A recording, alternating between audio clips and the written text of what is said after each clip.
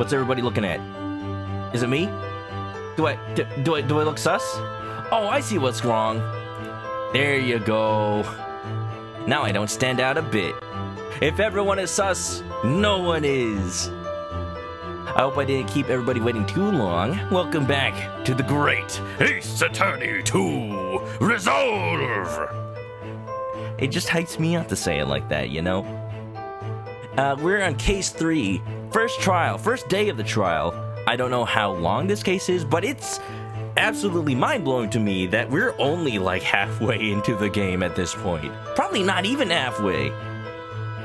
Great Ace Attorney 2 is shaping up to be freaking wonderful. We already have, in my opinion, my favorite Ace Attorney cases are where there's some sort of personal stake in either the defendant or the whoever the killer turns out to be, involvement with either the defense attorney, whether it be Phoenix or Edgeworth or Baroque Van Zeeks. We got a little bit of that. Professor Hairbrain, being a longtime school friend of Baroque, on the stand for supposed murder, or maybe disassembling somebody into particles and reassembling them not alive. This is for us to decide, because we are lawyers and we're here to mince every little detail, just like the benefactor was minced into tiny little pieces and beamed into the Crystal Tower. Wonderful. First trial, we got evidence. We visited a wax museum. That was fun. Sherlock Holmes got kicked in the nuts. Probably the nuts. I'm not sure. Let's hope he still is able to function. Especially if he's gonna appear in trial. We'll see. So let's get it started today, yo. Let's go. Continue on in. I did notice, looking at the accolades, I don't think there's another accolade to see right now during the trial. I'm gonna try not to miss any more of those. The only thing for case 3 is something about ladders. I'm finding those as I see them. Don't worry about it. But I will say, I didn't get the achievement for beating the second case, which is kind of weird. I think because I played an escapade in between playing that, it thought I didn't start from the beginning. I'll get it off stream. 23rd October, 8:52 a.m. The Old Bailey, defendant's antechamber. This is your favorite Ace Attorney game? I'm excited because Great Ace Attorney 1, it is missing some things that I love about Ace Attorney, but I think overall as a game, I agree. Great Ace Attorney has been one of my favorite Ace Attorney experiences, and this is just giving me like the resolution to a lot of the loose ends from that, and it's delivering so far. Ooh. I can't believe it's been 6 months since I was last allowed to work in court. It's only been 6 days for me. And now here I am, back at the Old Bailey. Mr. ManokAdobo! Good morning, Professor Hairbrain. I don't understand! It doesn't make any sense! The atmospheric pressure in here is off the charts! I never felt anything like this! It's crushing me! You tried opening a window? Maybe? Sorry, I got my running computer in there, and it's got like a really hot CPU in it. I installed a water cooler. It works at cooling the CPU, but because of that, it's dumping all the heat into the room. I feel it every time I'm here, that gravity. Well, this is Britain's highest court. But are you telling me it's fitted with some kind of device that can actually control air pressure? I'm just humoring you, man. I think it's probably all in the mind. You wanna go talk to Freud about it? Some psychology? Oh wait, hold on. When was Freud alive? Was it around this time? Can we actually go visit him in the game? 1856 to 1939. Wow. We could actually go see Freud literally right now in the game. Yeah, he'd be more of an expert on the subject, Mr. Hairbrain. Does Freud even exist in the AA universe? Well, I mean, if Soseki Natsume does, I can only assume. We'll see. Did I use story mode at any point in case 2? Oh, even if you... So, that's something I didn't realize, or rather, I wasn't sure about. So even using story mode just for a line of dialogue, I just showed it off, basically. Oh, that's unfortunate.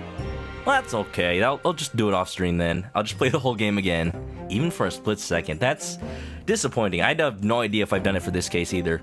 It's just an achievement. You guys saw the proof. The proof is in the VOD, in the pudding, in the English pudding. Ah, yes, well, you won't let me down, will you, Mr. NaruHodo?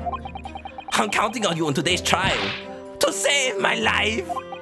To save the secret of my super high voltage instantaneous kinesis machine from being made public. Yes, I understand.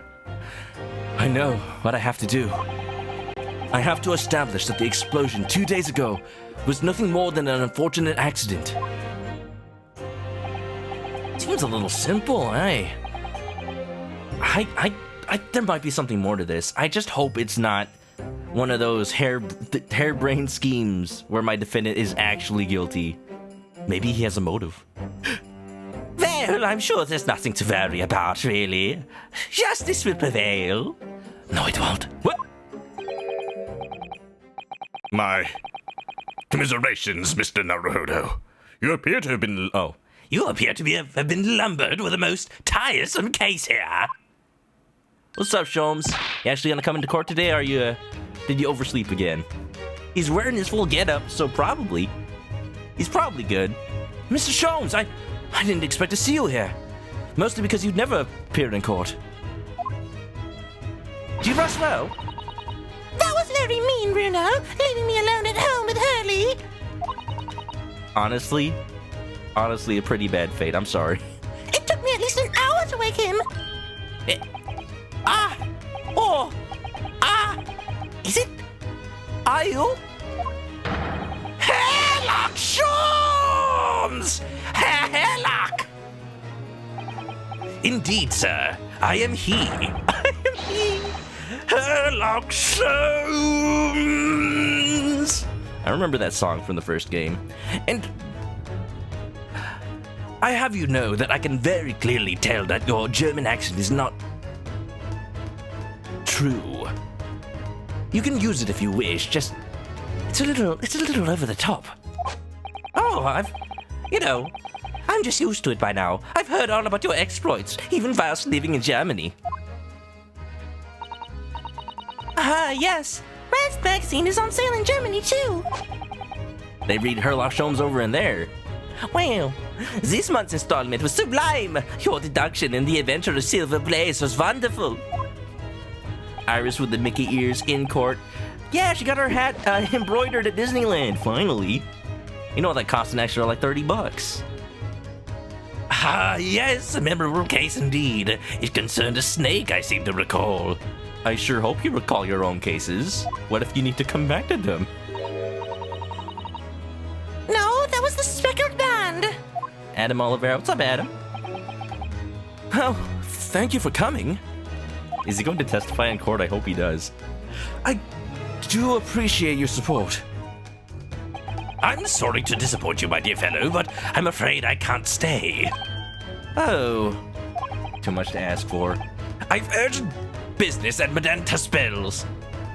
Herlock, if you just tell me that you're gonna be a statue again. You mean your waxwork job? You don't gotta sugarcoat it.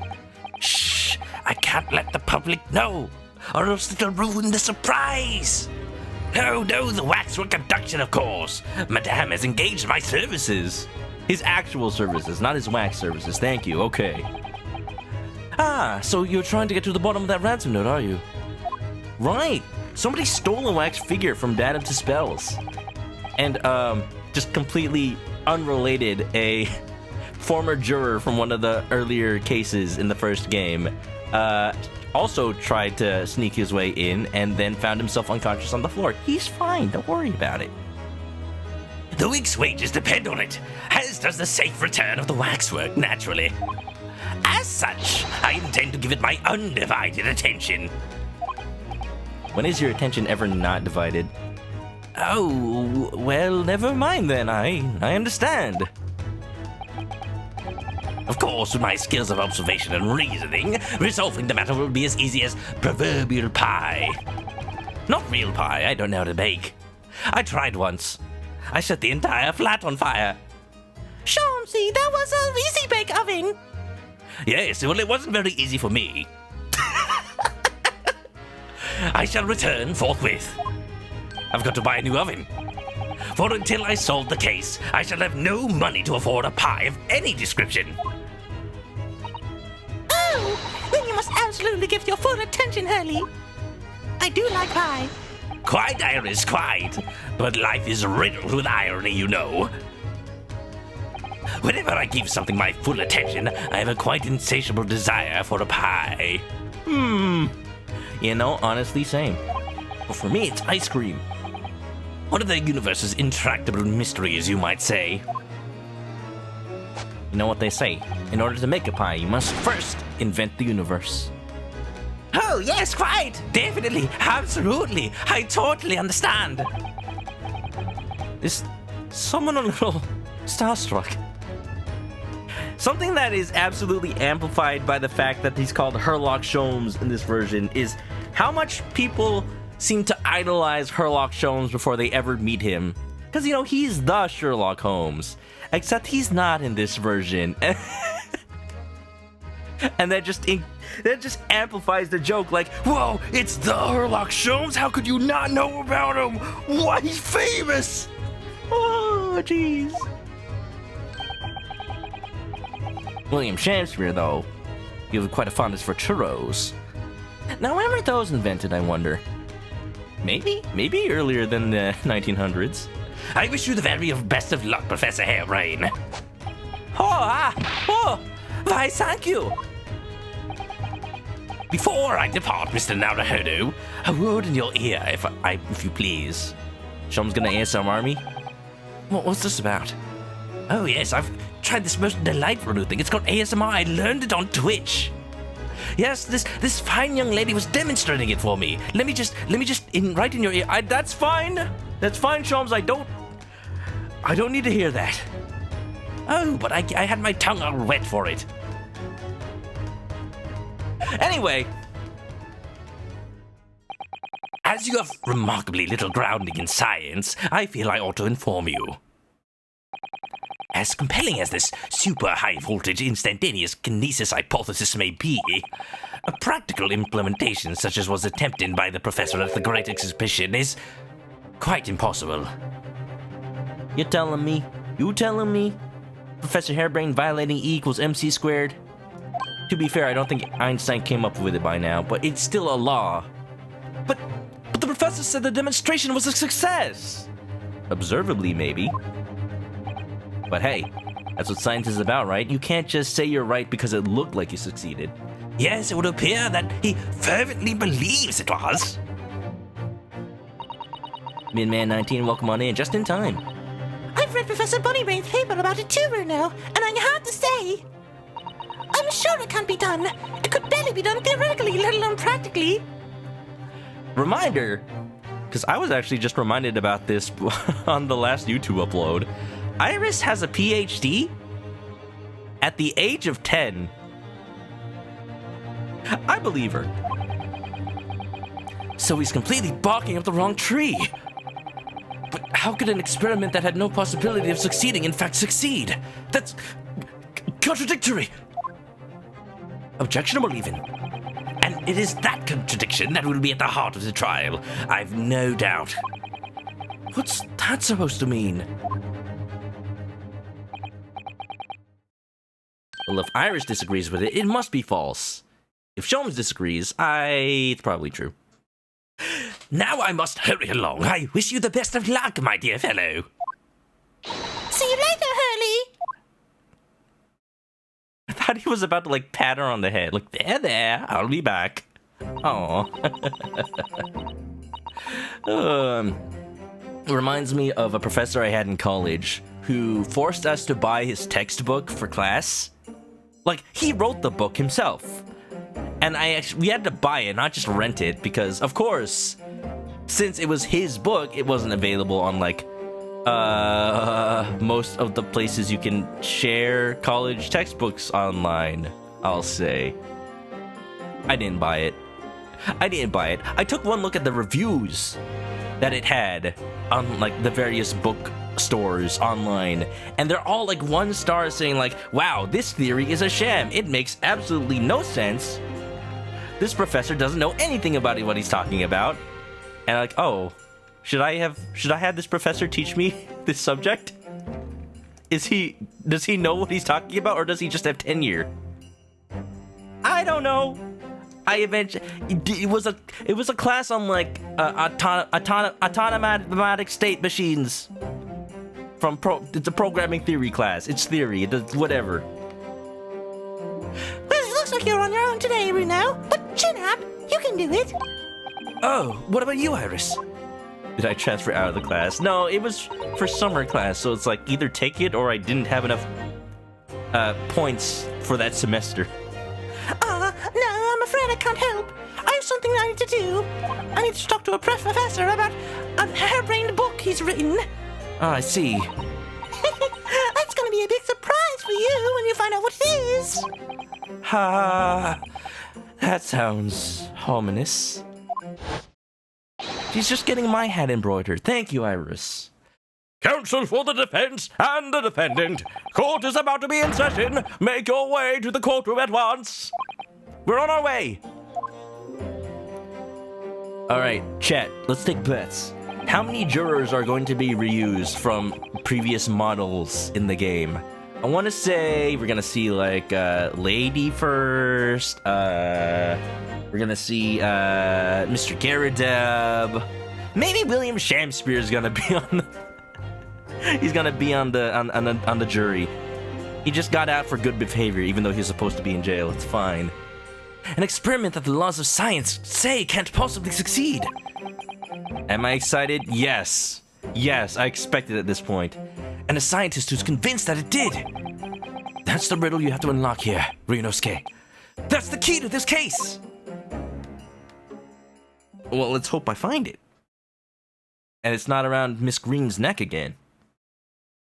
23rd October, 9:10 a.m., the Old Bailey. Courtroom. I see... did I? Wait. Were any of those reused? I didn't recognize any of them. I'll get a closer look. In the name of Her Majesty the Queen, I hereby declare this court to be in session.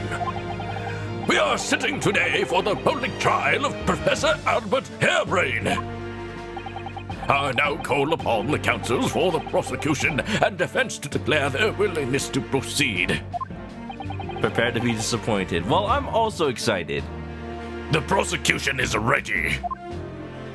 The defense is ready, my lord. I'm 6 months out of practice, and what's more, Susato really did the disappearing meme. I'm without Susato-san today. Ryunosuke, you're fine. You've gotten like what? 6 trials under your belt by now? Something like that? Is it just my imagination, or does the air in here feel even more oppressive than usual? Maybe Harebrain was right. They just needed to crack a window open. It's October, it's fall.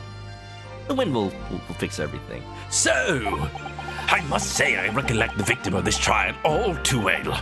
Mr. Odious Man. He was very odious, and a man. What is a man? Will you tell us, Brogue Van Zeeks? A miserable little pile of secrets. Mr. Assman was. He was well known as a financier, though that was merely a front for his diverse criminal activities. It was only a month ago that the man appeared in court, prosecuted by you, Lord Van Zeeks. But the jury unanimously found him not guilty. Because every member of the jury had been bribed, by the sound of it. These powerful London criminals are prepared to go to extreme lengths to keep their freedom. But 2 days ago, on 21st October, Mr. Assman met his... And... The work of the Reaper, was it? No, wait a minute. It's Dracula. Yeah, he's got his cape. He just needs to, the sun's out today. He can't let his nice legs melt, you know? If that is how your lordship would describe divine retribution. But the fact remains that Mr. Assman's death was a direct result of the actions of the accused, Professor Hairbrain. Very well then. Now, ladies and gentlemen of the jury, you have been selected at random to represent the will of the people. Thankfully random this time. I must be the Belmont. No, I'm not. I have a sword, not a whip. Oh, it's gonna be at least 100 years before Franziska von Karma's born. What are we gonna do until then? It's okay. We have a nice Dracula. Are the 6 of you ready to fulfill your societal duty? Whoa, look at this dude. He's got a whole ass chin. And I mean it. That chin is positively needing of underwear. Look, it matches his collar too.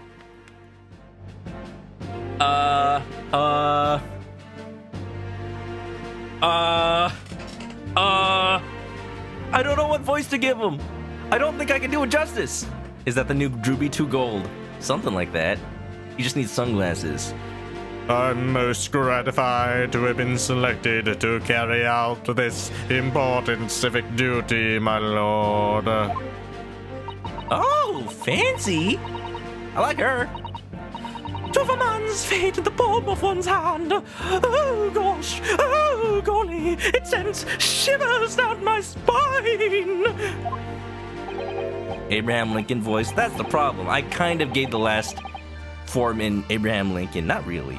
Oh, we got a magician out here? Okay, this one's easy. Science experiments, magic, conjuring tricks, courtroom trials, all are nothing more than performances. Of course we have a magician. I was just talking about how that whole thing about them dematerializing and rematerializing, it's got to be like a trapdoor or something. We have an expert in the jury. Who are you? Benjamin Franklin? Any spurious scholar that defiles the reputation of science deserves to hang! That's a little extreme, sir. Although I guess that's what we're finding out. Corn! Are you old enough to be a juror? Miss? We have to listen to what's said on both sides of the fence, and, so no one? That's it, isn't it? Hey, that was a sleeping dude from the Wax Museum. You have a gun! Ah! Don't shoot! Somebody take that away from him! Wasn't like this in my day! Wasn't like this at all! That's the police killer Automo lookalike. Again. And he's as exhausted as ever, it seems. Why is juror number 6 always asleep? And old? Is it just like a requirement now? Now, as I am sure you are all aware, the incident we are here to judge today tragically took place at the Great Exhibition shortly after its opening. Bang bang, no bang bang. Though the death toll could have been far worse, with the exception of the victim, no one was killed. I'll figure out the voices as we go. The magician guy is staying. He's Waluigi. Nevertheless, the dream of the science being exhibited rapidly turned into a nightmare for the spectators. A tragic turn of events, and as such, the eyes of all London, no, the whole world will be on this trial. Oh great, I needed higher stakes. Nothing more I'd like than cows doing marijuana. It is our duty to reach a swift and just conclusion, I feel. So, your opening statement, please, Lord Van Zix. Look at that, he got it all printed out on a scroll. At the heart of this incident is technology never before demonstrated anywhere in the world. One of science's latest developments, I take it. The government is keen to capitalize on the Great Exhibition to improve Britain's technological advantage. The technology being demonstrated by the accused was described as super high voltage instantaneous kinesis, also known as Shivik. Good lord, I can barely pronounce that. It's designed to disassemble human subjects using extremely high voltage electricity. and beam them instantly to another. What is this? What is this? Naruhodo's just struggling with all this science, like he knows English, but he's a native Japanese speaker. This is all. Could you imagine? To another location where they are subsequently reassembled. I mean, it's hard enough if you natively speak English to understand a lot of legal terms, so... Thank goodness Naruhodo's a good student. Is such a thing even within the realms of possibility? Well, I don't believe it, that's for sure. 407 years ago. Disassembling people with electricity! My goodness! How shocking! Hurrah! The whole idea is absurd. The hypothesis would never stand up to scrutiny. You skipped over the Magic Man. Sir, I believe you are a fellow of the Royal Society, are you not? An expert in your field? I am, and I don't set foot in a field. I don't like to go outside. I'm a man of science. My word on the matter can be considered final. Instantaneous kinesis is poppycock. So this expert and Mr. Sholmes are in agreement. It's impossible. Bok, what's up, Domfrey? Welcome to, hopefully giving my defendant freedom. We're in Britain, we're in court. Would you like to hear the proceedings? What is the prosecution's view on the matter? The prosecution would assert Point. that the accused's instantaneous kinesis demonstration was a success. This is a little weird. What? what rot! Order! Order! I love how he says that with the A every time. I think that's a reference to some sort of sketch that I'm not actually aware of. But I like it. The professor's hypothesis is currently under investigation by the British government. If it is deemed to be of merit, a substantial research grant will be made available. I'm just gonna say, if he's arguing for it to have been a success, I can only assume I have to prove that it was actually a sham. Oh, this is going to be interesting. Do I have any evidence specifically saying that? No. But maybe. I'm thinking just Danganronpa, something about like lay a clothesline, slide across it, something like that. Kamen Rider, thank you for the raid. I'm gonna give you a shout out. And I'm sus. What happened to the sus? Oh, it's over. Why is it over there? Hold on. Here you go. Cool. Let me give you a shout out, Kamen.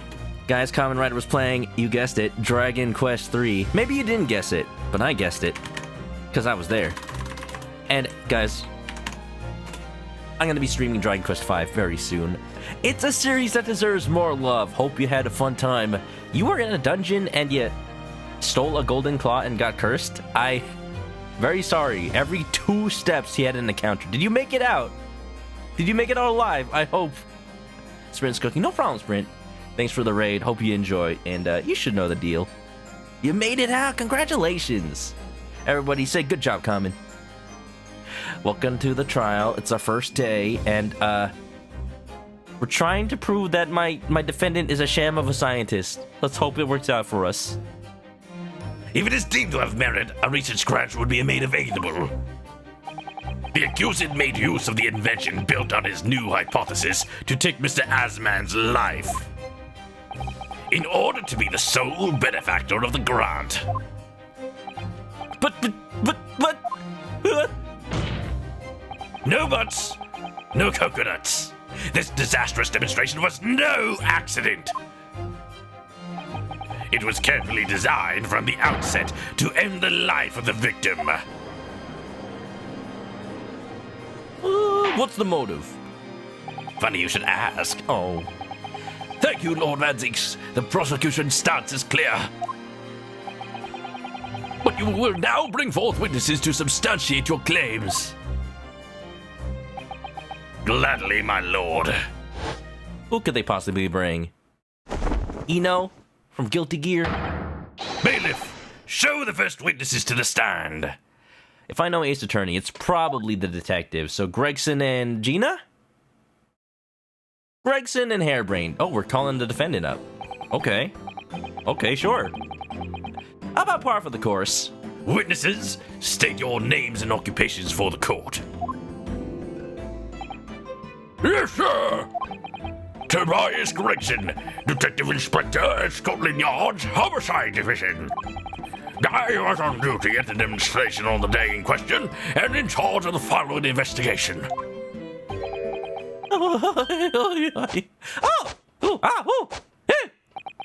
Albert Hairbrain, scientist. You were born in England but have been carrying out research in Germany in recent years, correct? You should probably have researched that accent better. Hey, that is uncalled for. But yes, that's right. After graduating from university here in Britain, I went to work in Germany and made an amazing discovery. That is what brought me back. I had to demonstrate my incredible hypothesis at the great exhibition. What you demonstrated was incredible, all right. An incredible explosion. But the science was a success. The instantaneous kinesis worked. Everyone saw it. They must have done. Yes, there was a terrible accident, but the demonstration of my hypothesis was a success. Well, that much is undeniable, as shown in this photograph taken by the forensic investigation team. Whoa, dude is that what he looked like in the intro cutscene? He seems a little more regal. Look at that. Wait, if he died by being beamed out, why does it look like he got shot through the heart? This was taken inside the Crystal Tower, I take it. The centerpiece of the exhibition, no less. That's right, my lord. Seems the victim ran straight into it. Dang, F. In the chat. I see. Whoa, he couldn't even dodge. That was a, What in the Sam hell was that? Defense. Oh, I brought evidence to the court, a demonstration of what it was like for the victim to have been shot across into the Crystal Tower. I brought this chicken laying an egg to demonstrate. Pew! You see, it was an accident because what the professor didn't account for was that the fragility of a human body is about that of an egg. Yes. So when the egg splats on your face, that is the victim splatting into a million pieces in the Crystal Tower. Therefore, it was an accident. This is not acceptable evidence in court. Oh. Thank you, Sprint. Sorry, it didn't work out. We're gonna have to get some more evidence. I see. Very well. Submit the photograph as evidence. Oop-ba-da-doo. Photographic print of since been beamed. Shows an apparent stab wound to the chest. Is nobody gonna talk about that? As the court said, the victim of the incident was Mr. Odie Ashman. There have been a number of allegations made against the man, but putting them aside for the time being, he was the man who financed the research for the experiment and the demonstration itself. I see. So to summarize the situation, the defendant is accused of taking the life of the man who funded his work.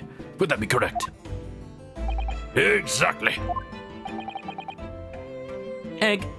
But couldn't it be that the explosion was caused by some malfunction in the apparatus used for the demonstration? Those are some $5 words, Naruhodo. That's right! That must be it! My splendid machine! My poor, splendid machine! I don't like how Albert just locks into a stern pose at the end of every sentence. Like, he's really trying to keep a straight face on. Maybe he's hiding something. You saw it yesterday, didn't you? We can't even examine the wreckage thanks to this Special Dispensation for Scientific Equipment Act.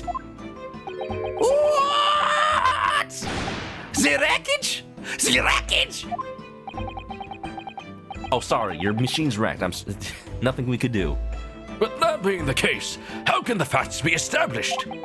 How can it possibly be determined whether this was an accident or deliberate and malicious act? Extremely simply, my lord. I beg your pardon? There's so many gruff man voices being made right now. I'm being tested. That's what I am. My entire throat is being tested. Isn't that right, witness? What? Sorry? Me? No, your neighbor. Yes, sir. It was murder, plain and simple. Anyone could state that with complete certainty. What? How can he possibly think that? Thank you, Inspector. I think we had better proceed to formal testimony. You will explain to the court on what grounds you claim this experiment to have been a front for murder. Ooh. Your Honor, why are you saying it like that? Because it's scary.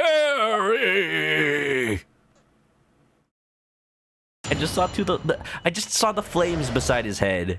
I know they're always there, but it just made it feel like a campfire.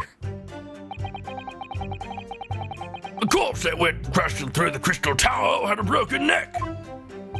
I made a minor miscalculation in the angle of the beam projection, that's all. That was my mistake. But the post-mortem examination revealed another injury, a fatal wound. There was a lesion in his chest where he'd clearly been stabbed by something sharp right in the heart. So the victim was killed before he went anywhere, and this fella's the only one who could have done it. How are you so certain he was alive at the point of teleportation? Maybe he was already dead.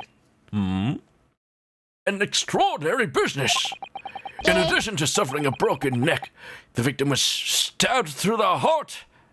And he's to blame?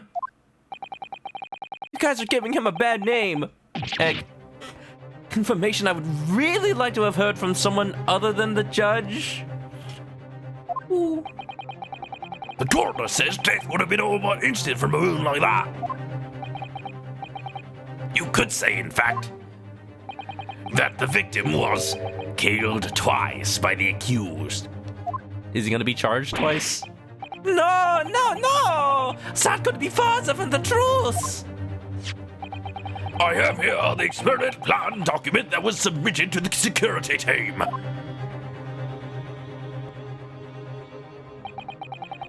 The victim stored himself inside something called the bird cage, ready to be beamed instantly. Pew, pew. To the second level of the Crystal Tower, about 25 yards away. Killed twice, that's not how the law works. We're gonna invoke double jeopardy within the same trial. The experiment did not go according to plan, however. Whoa. As the machine was put into operation, there was a large explosion. The blast caused the beam transmitter to point higher than intended. Uh-oh. Whoa! Accordingly, the kinesis resulted in the birdcage materializing in mid-air. Oh. Looks like it would have been inside a balloon. From where it subsequently fell, crashing through the glass of the Crystal Tower's large round window. My word! One assumes the victim's neck was broken upon impact with the tower then. Yeah, probably should have built it like one of those egg drop experiments where you wrap it in like 1,000 layers of sponges. Make it like a Lars lander, you know? I'm so sorry. I didn't mean for this to happen. The machine was just too powerful. You didn't test it with like, I don't know, a plant or something? But honestly, really, I swear, it was an accident. A terrible accident. Unfortunately, that excuse can't save you. No! Not considering the sharp murder weapon that pierced the victim's heart. Got the weapon? Why is that not in my court record? Murder weapon? What are you saying? This is the autopsy report submitted by the coroner. Yes, but how about second autopsy report? The prosecution would like it entered into the court record. The request is granted, counsel. Receiving important evidence in the middle of trial. Wouldn't fly in the real world, at least. The autopsy report of the victim, Mr. Assman. His neck was broken from the impact of a violent fall. He stabbed in the chest with a sharp object.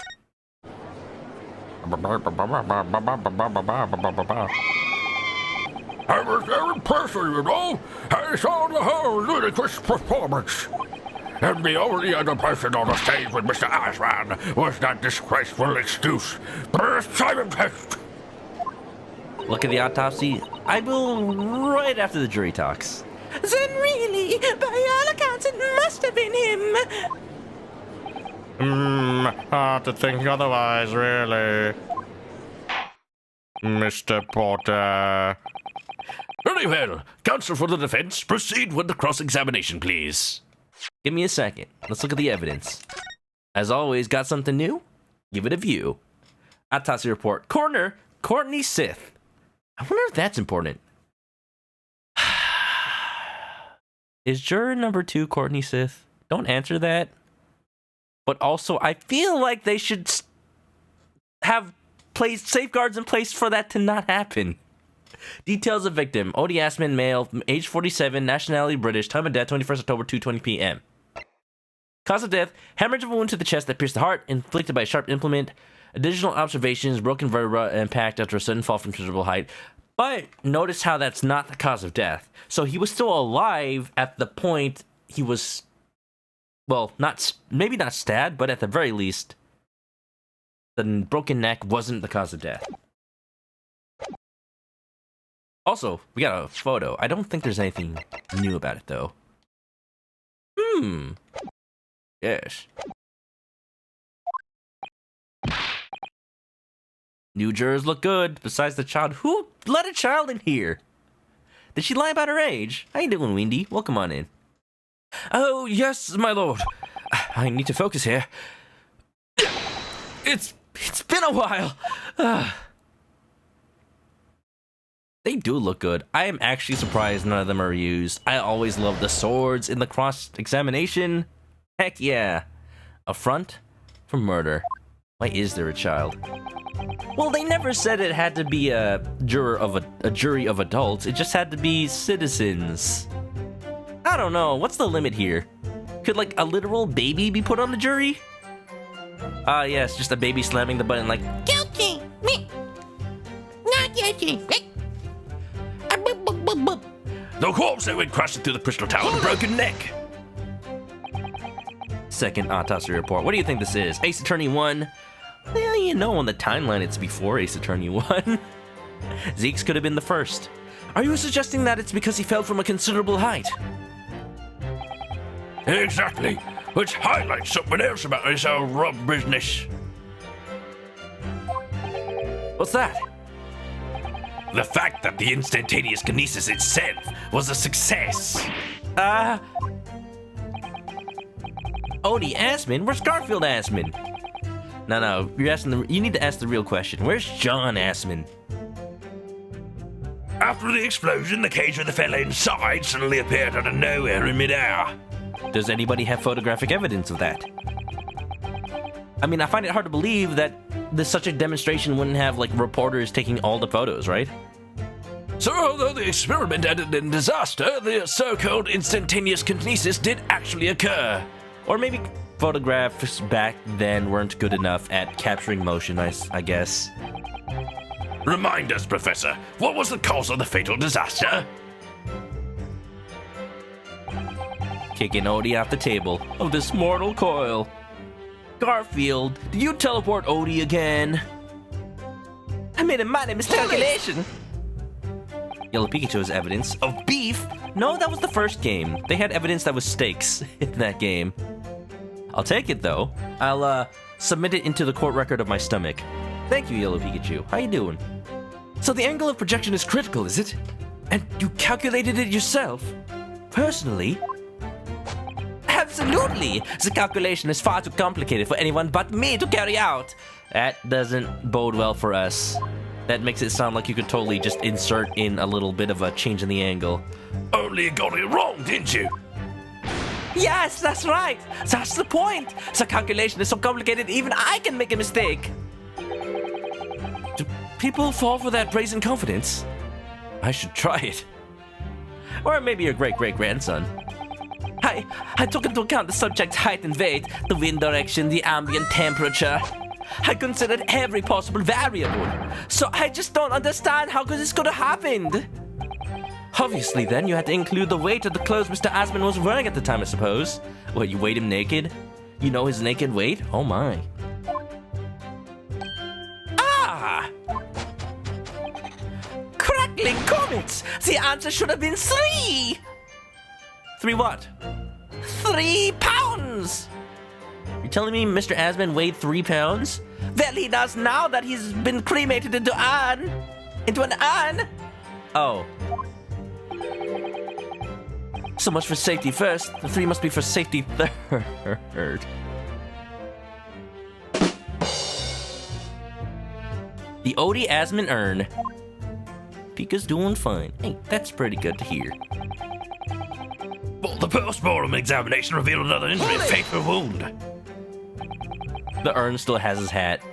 Thankfully, it's so cheap that it, 1, didn't burn in the fire that cremated him, and 2, doesn't add any weight to the urn. Another fatal injury, you say? To shreds, you say? That doesn't make any sense. I didn't think I'd have to spell this out, but here we go. Just because there were 2 fatal wounds doesn't mean I'm saying the victim had 2 lives to lose, does it? Maybe. 2, right. Obviously, at first, we thought the bloke had died due to his spine snapping in half as well. But you're saying that's not the case? You'll get your answer once I finish my fish and chips, if you don't keep bottling in every few seconds. I'll never get the answer. That thing is infinite. We all know it's a bottomless bag. Okay. The game knows me too well. The victim plummeted 30 feet into a glass tower. It would be reasonable to assume that as the cause of death. Right? That's what we all thought. But it was a red herring, wasn't it? Do they cremate people with their clothes still on? They did for Odious Man. Because he was so odious, they did not dare get close enough to derobe him. He was a special case. There was a lesion in his chest where he'd clearly been stabbed by something sharp right in the heart. Hold it! Hold it! Bottomless fish and chips. Do I think I want to be cremated? I don't know, maybe deep fried in a bucket. There you go. That's how I want to go. Kentucky Fried. I don't want to think about that. I haven't even written a will. The defense knew nothing of this crucial information. The prosecution received this report from the forensic investigation team only this morning. That was the first we knew of it as well. I can only apologize for the impossibility of informing the defense. Sarcastic and insincere. Thanks. Man, what was that? What was all of that the tender moments we shared yesterday at Zeke's? I showed you my badge, you showed me yours. You know, platonically. So what was the nature of the sharp object? Among the accused's tools that were in use at the demonstration, one is of particularly interest. This. A. Ah, yes, that would appear to be some sort of screwdriver, wouldn't it, Coach? Ah! There he is! My trusty little companion, Andrew! You named it? Is it sentient? Andrew. Of course. Yes. Right. How would I have ever forgotten? Andrew. Is it artificial? Ah! Do you know each other already? He is one of my dear friends. Like all my tools. What do you name your plunger? Oh, reliable. I have to make use of it every day. You know, from eating too much fish and chips. I can relate. Gregson, no. I've named them all, you know. We're one big happy family. What does he name his stepladder? Oh, I don't like to talk about my stepladder. It's not my real ladder. Andrew is my flathead screwdriver, of course. His brother Michael is crosshead. Shouldn't he just be Philip? I don't know. Well, it would appear that your beloved Andrew has a red stain on his shank. Does it? I can't tell because I'm actually colorblind. I literally am, for those who may not know. Is it that stripe that goes down like the left half? Because I thought that was just like shading. That isn't... Van Zeeks always has his badge loose and on display. He didn't really need to show it. But you know, I was able to see it up close and personal. That's how close we are. Blood! That is blood. Wow! Okay. Well, I'm sure glad the game told me. Oh, and on the tip? Oh, that? Oh, I thought that was just dark for whatever reason. I don't know, carbon coated? It's blood, beyond all reasonable doubt. Huh. Okay. No! Is Ryunosuke also colorblind? What are you doing, hairbrain? And that's not all. If you call it now, I'll throw the second bag of fish and chips absolutely free. The long, sharp shape of this Andrew fellow is completely consistent with the victim's wound. That's not what I want to hear. What? Order! Order! The court will enter this friend of the defendant as evidence. Friend evidence. It has a name. Can we at least make it a profile? Trusty screwdriver that he named Andrew. There are traces of blood. I'm Godot confirmed. I don't drink coffee. I try not to drink coffee. Energy drink, maybe. So, one of the Professor Hairbrain's tools is the murder weapon. Great. And this is before they started using fingerprints as a valid form of identifying who owns things. Herlock, get in here. We need that liquid that identifies who touches what. Oh boy. Squidgy Bum, how you doing? Welcome to the trial. We learned that our defendant has a screwdriver named Andrew. Totally normal. Sure. It's got blood on the tip. I'm sure... Oh, this is not Chris's blood. Well, I hope it's not my blood. I also hope it's not actually the victim's blood. This blood is Mr. Asman's, no doubt. Ryunosuke, you're not giving me much to work with. This is the problem with looking at murder weapons. I think the only thing that can save us is maybe he was stabbed after the fact, or by somebody else. I've seen this unusually shaped handle before. It's the same screwdriver that was lodged in the grill on the floor of the kinesis machine. Which could be important information, so I should definitely make note of it. So is it the same screwdriver, or maybe it's another one of the same model? Huh. Bop, bop, bop, bop, bop, bop. Yeah, I know. I see his badge on him, right on his nipple, right there. I hope it doesn't have a pin needle. It might accidentally stab him. I'm sure Phoenix Wright has absolutely stabbed himself in the nipple by accident with his badge. With how proud he is, like constantly taking it off his lapel and showing it to people, right? Like he's gotta have missed every now and then putting it back on. Furio Tigre got it right. Made it out of cardboard. It's probably held on with just duct tape on his red suit that looks nothing like Phoenix's. How did he pass for Phoenix? Still a mystery to this day. The victim was killed before he went anywhere, and this fella's the only one who could have done it. Why was that an update? The update was that. Okay, the update that it was found in the machine. So if they say it was found somewhere else, that's actually a contradiction. What grounds do you have for saying that? Ha! do really need to ask. There were only 2 people on that public experimentation stage in front of the whole crowd. The victim, Mr. Odie Asman, and the accused, Professor Hairbrain. And we know for certain that before the experiment, the victim was alive. How so? That's right. I saw it with my own eyes. Furthermore, following the explosion and kinesis, nobody went anywhere near the body. How did they find it? I guess later after going up the Crystal Tower? Great Scott. Marty! Great Scott! Why is everything so heavy in the future? Is there something different about the Earth's gravitational pull? I'm gonna read out Gregson's line first before looking at Mr. Hairbrain. In other words, only someone else on stage with the victim could possibly have done it. Maybe himself. You ever thought of that? And Albert Hairbrain is the only bloke who fits the bill. Unless you've got some other bright ideas, sunshine. In which case, let's hear it. Nah, I'm gonna pursue it. Excuse me. Excuse me. Professor Hairbrain, do you have some information that may be relevant here? Professor? Professor?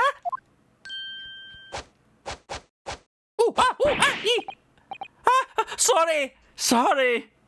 Sure you're not Canadian? I was just calculating the optimum coefficient of electrolysis to separate molecules in the human body. Alright. Cool. I like it. Would you please focus on the trial at hand, man? This is a matter of your life and death. And the witness stand is the best place for that. Ooh. It seems as though you might have something to say. Now, the lapel is a second layer to his skin. He might stab his finger before he stabs his collarbone. His suit's probably thick as well. I don't underestimate Phoenix's, clumsiness, shall we say. Objection! About Inspector Gregson's last remark.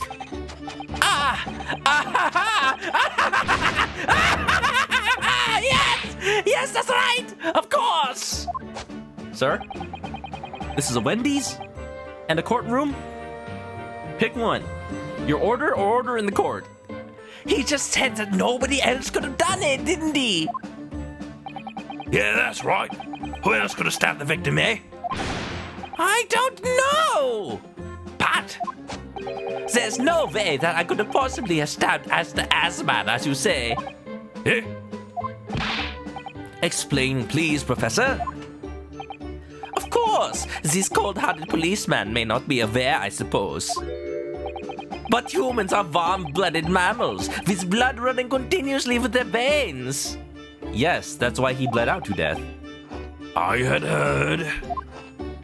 Then surely you see, if I'd plunged something the size of Andrew into the man's chest, oh my, Andrew be big. The whole stage would have been a bloodbath. No, a blood swimming pool. Okay, this ain't an Akira Kurosawa film, man. If the screwdriver was still inside, it would have plugged it up. Hey, that was a point in the first trial of this game. But thousands of Londoners were watching me at the time. And yet not one of them claims to have seen a swimming pool of blood? You love this defendant and Soseki, they're so animated. I love Soseki, I just don't know if we needed a trial about him in the first game, a trial where he is a witness in this game, and another trial about him in this game. I like him, but it's a little more of him than I expected. But Hairbrain though, he's a fun man.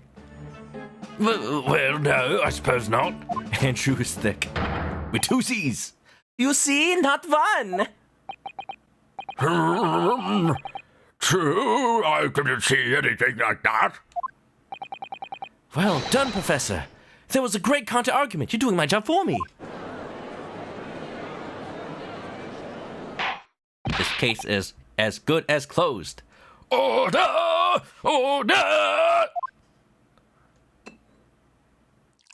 Last number 1, chat. Count it off. Pray forgive the discourtesy if I savor a drop from my hallowed chalice to accompany my old friends a juicing. Order! Here's to you, Albert. Ah, cheers! Oh, you're too kind, Baroque. But I'm not really a patch on you. Ay. What a waste of alcohol. I thought you were offering to me. No, you're not. No. I guess not. Oh, You neglected to mention one crucial possibility. I have? A particular situation in which very little bleeding would result from a stab wound.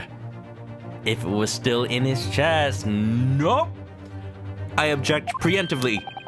Ah, of course. I actually am very surprised that they brought that up back from the first trial of this game. You know, just making sure people knew. Origination. Order! Order! Not guilty he is.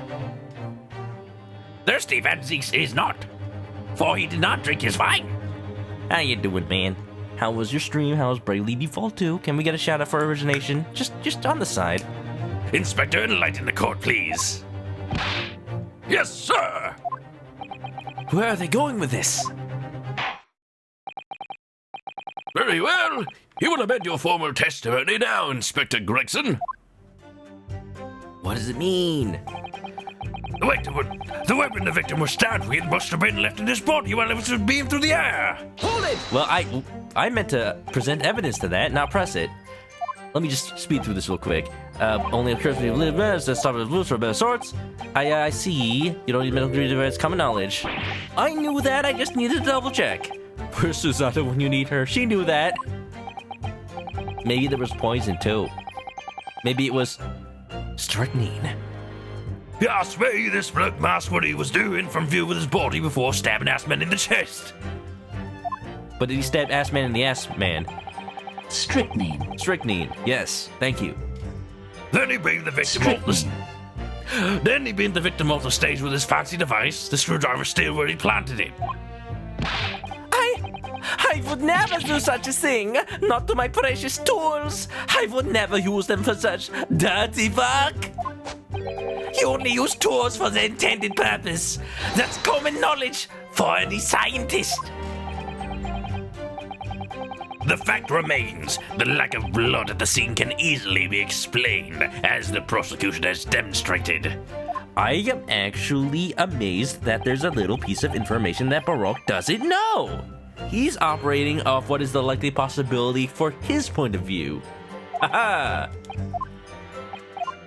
Let me just correct his line of thinking real quick. Question for origination, by the way. Did you actually finish Bravely Default 2? You said you were on the final boss, but you know how RPGs are. For all I know, it's like final boss of the New Game Plus run, and now you gotta start a New Game Plus Plus run. That's how it goes. Here you go. You can have this, right in the A.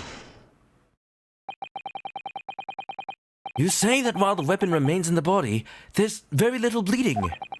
Is that unequivocal? Look, there is no blood on the experimentation stage, even though that's where the fellow was stabbed. The only explanation for that is if the screwdriver was still in the body, stopping any bleeding.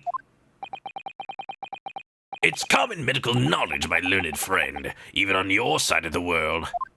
Susato can corroborate. Yes, but about this screwdriver. The thing is, we actually saw it at the scene ourselves, on the experimentation stage. What? You're kidding. Really? Yes. Oh. He was on the floor by the wreckage of the machine, poking through a metal grill. I went to pick it up, but the detective here stopped me. Isn't that right, Inspector Gregson? Isn't that right? Oh, well, now that you come to mention it, yes. Inspector, are we to understand that you permitted the defense counsel to investigate? That you contravened the Special Dispensation for Scientific Equipment Act? No, not at all. I wouldn't do that. I just let him look, nothing more. I was very clear he wasn't to touch a thing. Too sus. Yes, that's true. Yes. Hey! This screwdriver was in plain sight on the stage. Well, it shouldn't have been, should it? Oh, are you getting that?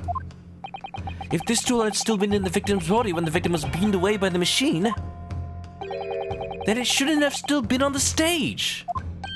Simple explanation. Clearly, the teleportation device encountered an equal but opposite gamma ray, which caused feedback, duplicating the screwdriver as it traveled through the air. Of course. Of course. It's just Riker all over again. That's right! It should have been beamed across to the Crystal Tower along with Mr. Asman. And been found still lodged in the victim's chest.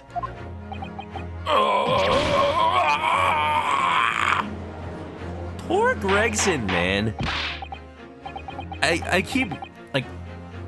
Inspector Gregson is trying to be a normal inspector in a world that is filled with the likes of Herlock Sholmes and Iris and Ryunosuke and all these interesting jurors. He's just doing his best to investigate under the supposed normal rules. And here we are finding evidence through, like, top-of-the-line new investigative methods.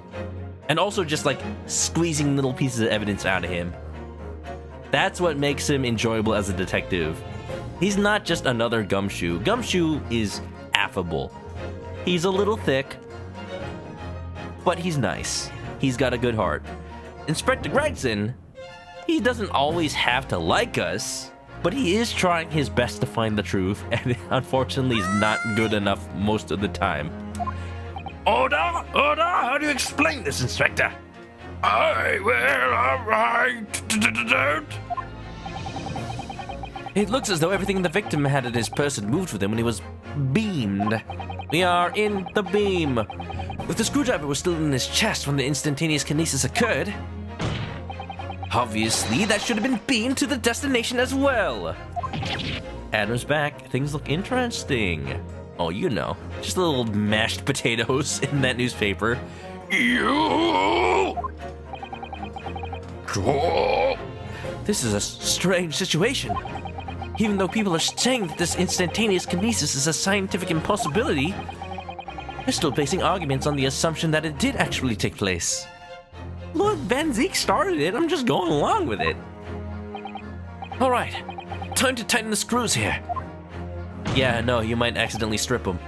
My lord! If the prosecution is unable to explain this inconsistency in its argument, we can only conclude that the testimony given in support cannot be relied upon. Aha! Naruhodo's favorite card to play. Lord Van Zix is stumped! Hold it! Who? What? Hairbrain?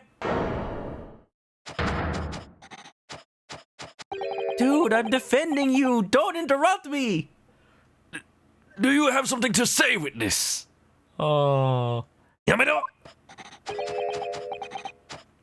Yes! I knew it! Eureka! It bears out. The equation holds. It seems. Eureka! Mr. Naruhodo, don't worry. But what? But what? Without delving into the details, there is no inconsistency. What? Serious? Serious right now? Chat, you seeing this? You seen this? My own defendant is arguing against the thing that is keeping him from going to the gallows?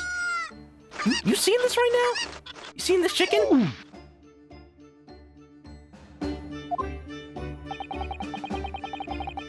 Even if Andrew had been lodged in Mr. Asman's chest, my trusty tool wouldn't have moved. Andrew remaining on the stage is consistent with my calculations.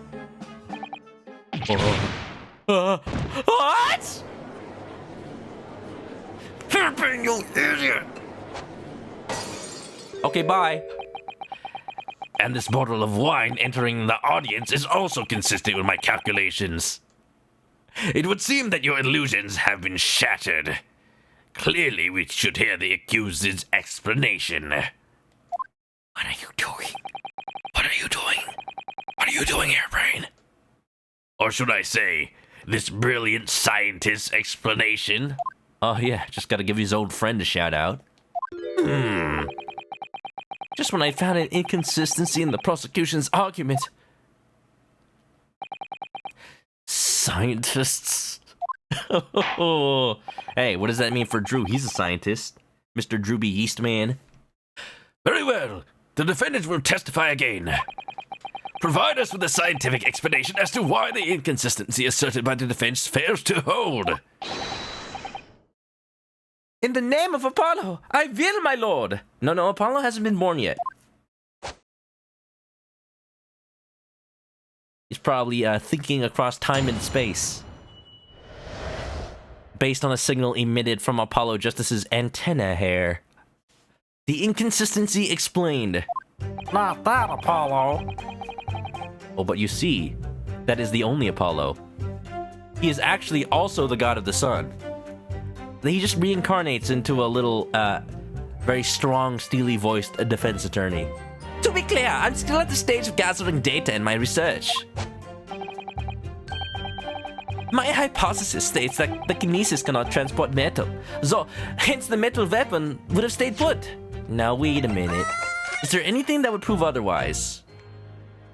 Saying his glasses are made of metal? Maybe he had, metal buttons? Maybe he had a steel plate in his head? You don't know. Also, wouldn't that mean it wouldn't transport the iron in your blood? And then he would immediately die of asphyxiation as soon as he was transmitted over? Maybe that's how he died. He just suffocated. Didn't get any oxygen once he was over there. That's a bit of a problem. My hypothesis, can't transport metal. Metal will stay put. Excuse me. Those are gold. If not gold, then bronze. Yes. In other words, the point just raised by Mr. Naruhodo isn't an inconsistency at all. Mr. Asman was the patron of my research. Without him, my work wouldn't have been possible. Now I have a duty to protect the incredible machines that we built together. You know, it's infuriating. It's infuriating to Naruhodo. It's amusing to me. Is it the first time that the defense actively works against themselves? Barring Larry Butts, he's not acting against himself on purpose. It's because he's just dumb. That definitely happens a few times. Hairbrain is smart, but also dumb? This is just hard mode. Let's go. Does Lana count? Oh, you know what? That's a good point, Unstoppable. Yeah, Lana counts, actually. But only because she's actively working against you every step of the way. Hairbrain is just, what are you doing? So the thrust of your testimony, Professor, is that based upon his hypothesis, metal objects cannot be moved by this method of instantaneous kinesis. In other words, explain like M5. In other words, since the screwdriver is made of metal, even if it remained lodged in the victim's chest, its subsequent discovery on the stage despite the victim being found elsewhere is not an inconsistency. Is the handle made of metal? I guess. And therefore,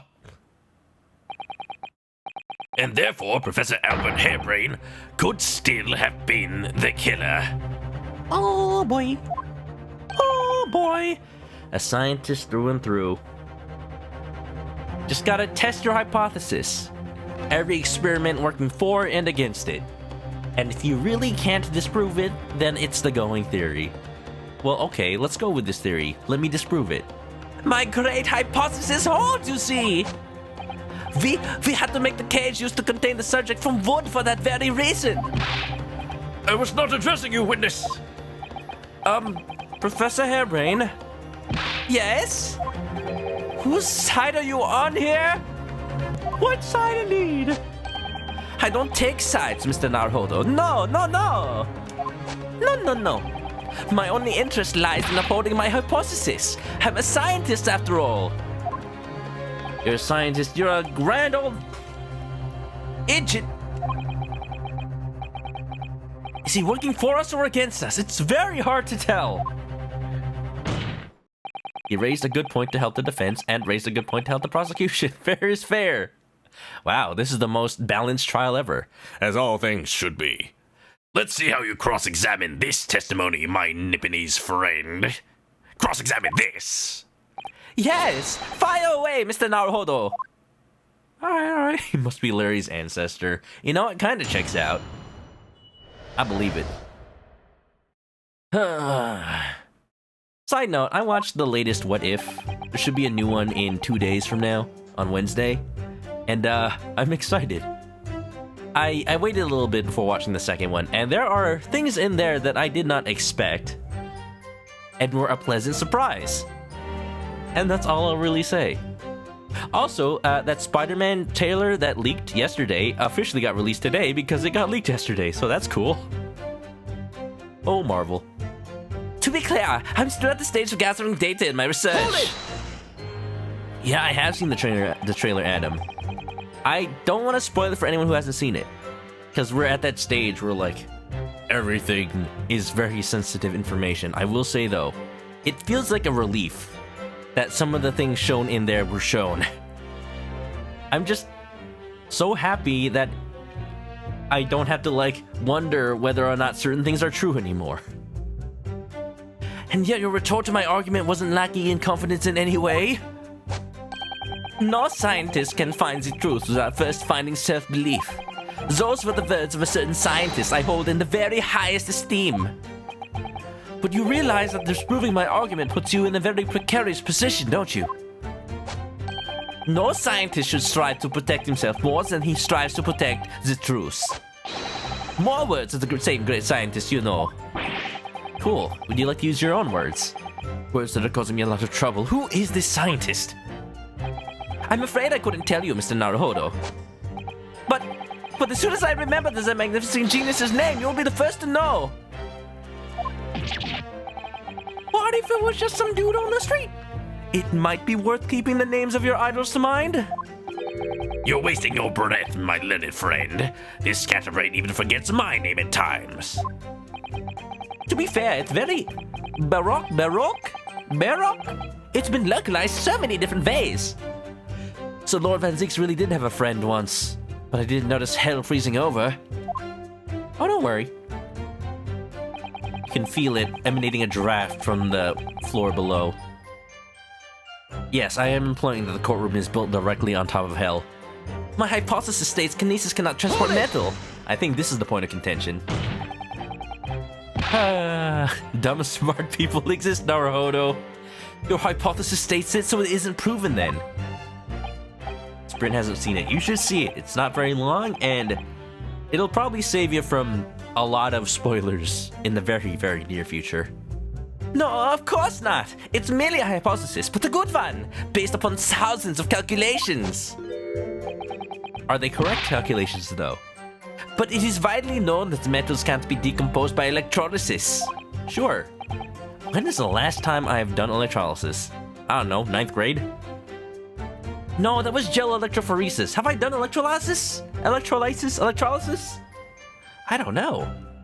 I was a computer engineer, not a chemical engineer. Yes, of course! So I am right! My hypothesis is clearly correct! What is it about incriminating himself that makes this man so happy? For science, you monster. It is the whole reason that the birdcage is made of wood, you see. Sorry, the birdcage? Yes, that's what I call the C. obtusa cage in which Mr. Asman was placed for kinesis. Why is there no evidence of wood? Oh, well, I guess in the picture. Ah, the jail cell in which the victim was detained. It does indeed seem to be made of a timber of some sort. I'll thank you not to refer to it as an instrument of incarceration, your lordship. Give me a second. I need water.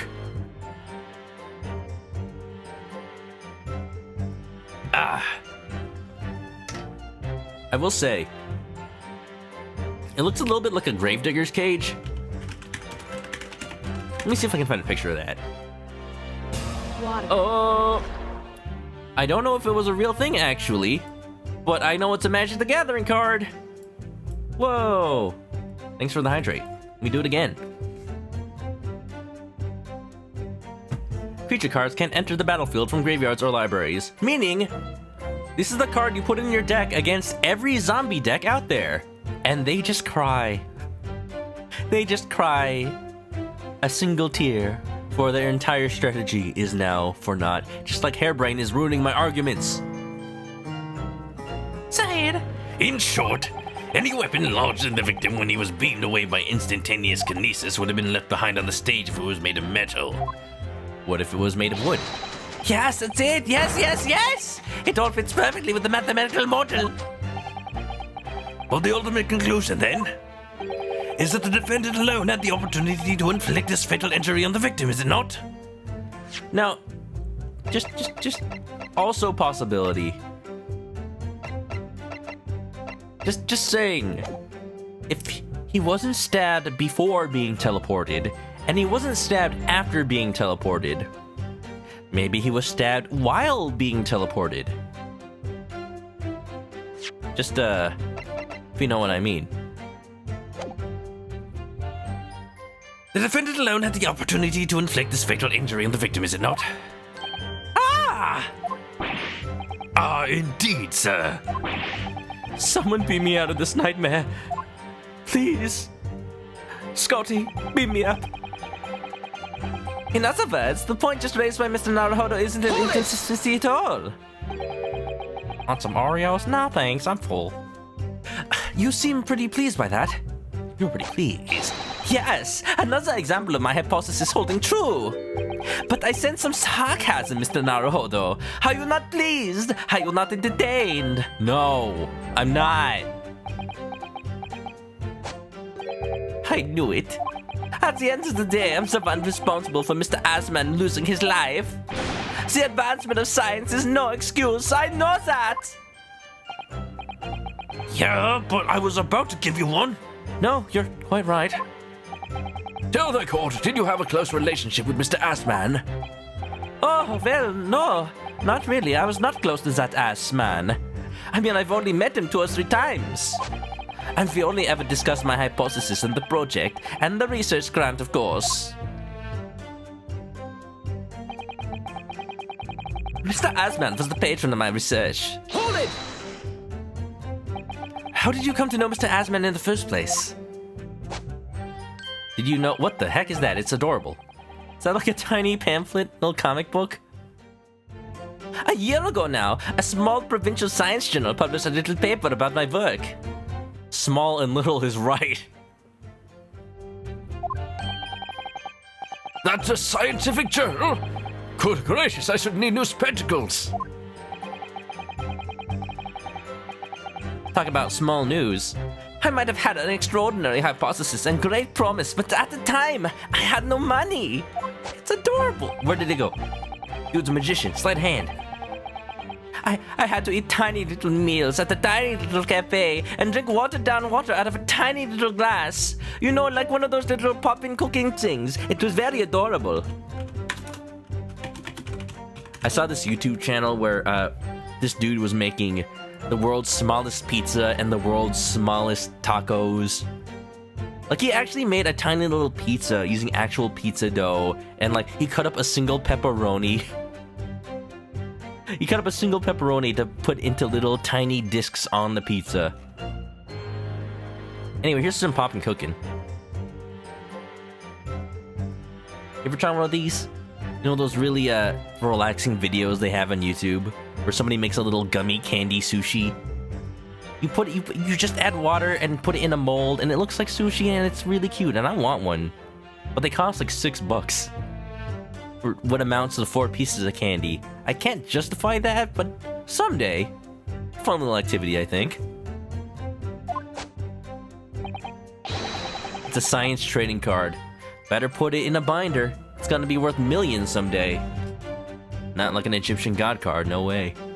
But Mr. Asman read the paper and came to visit me at my little tiny laboratory. And offer you the money to help fund your work? Exactly! That's exactly what happened! I handled the theoretical side of things, and Mr. Asman provided me with an engineer for the practical.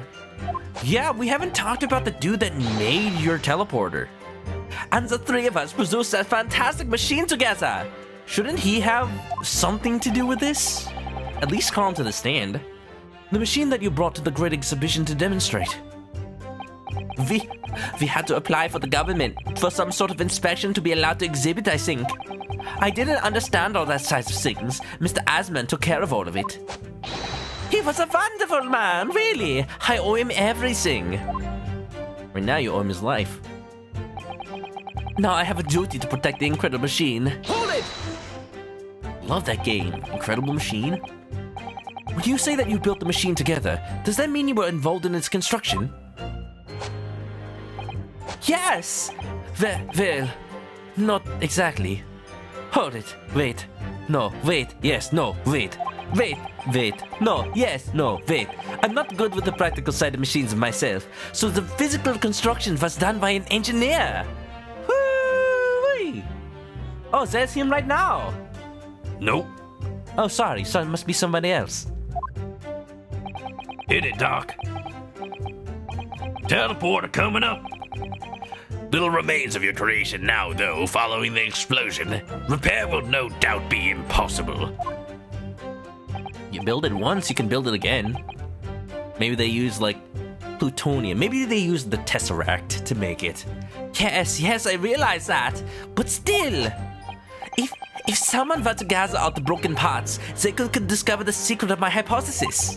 But Mr. Asman and I toiled over that machine for so long. We put our hearts and souls into it. I had to protect our work. So what's left of the machine must be kept safe.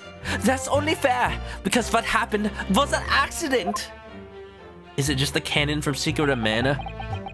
Yeah, pretty much. That's what I'm expecting all of this to amount to. If the experiment is physically impossible, then what must have actually happened was they straight up made an ordinary cannon. Maybe, that clown from Twilight Princess fixed it up for a nominal fee of 10 rupees, of course, and just shot him across the way to the Crystal Tower. Yes, it is all of his atoms. They just, were all still together at the time. And my current prevailing theory is that somebody shot him with this very crossbow while in flight. I don't know if I can prove that. I mean, you seem to have this piece of a hot air balloon for whatever reason. That's the extent of the testimony then, thank goodness for that. I don't want him doing any more damage. Seems as though he really cares is defending my hypothesis. So I'm gonna present the photo to the fact that quote-unquote metal cannot be transported, because that is clearly contradictory. Right here. Objection. Right there. Thanks for the lurk line omelet. Professor Hairbrain, you say that according to your hypothesis, nothing made of metal can be beamed by instantaneous kinesis using the machine you made? Is that right? Yes, that's right! Spot on! Exactly correct! And did you know that the human blood contains iron? Oh, no wonder he's dead. How ironic!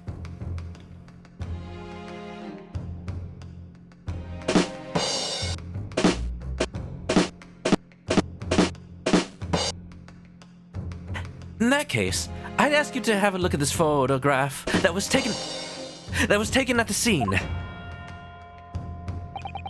In particular, I'd like you to pay attention to the victim's face. You can clearly see that Mr. Asman is wearing a pair of spectacles with a metal rim.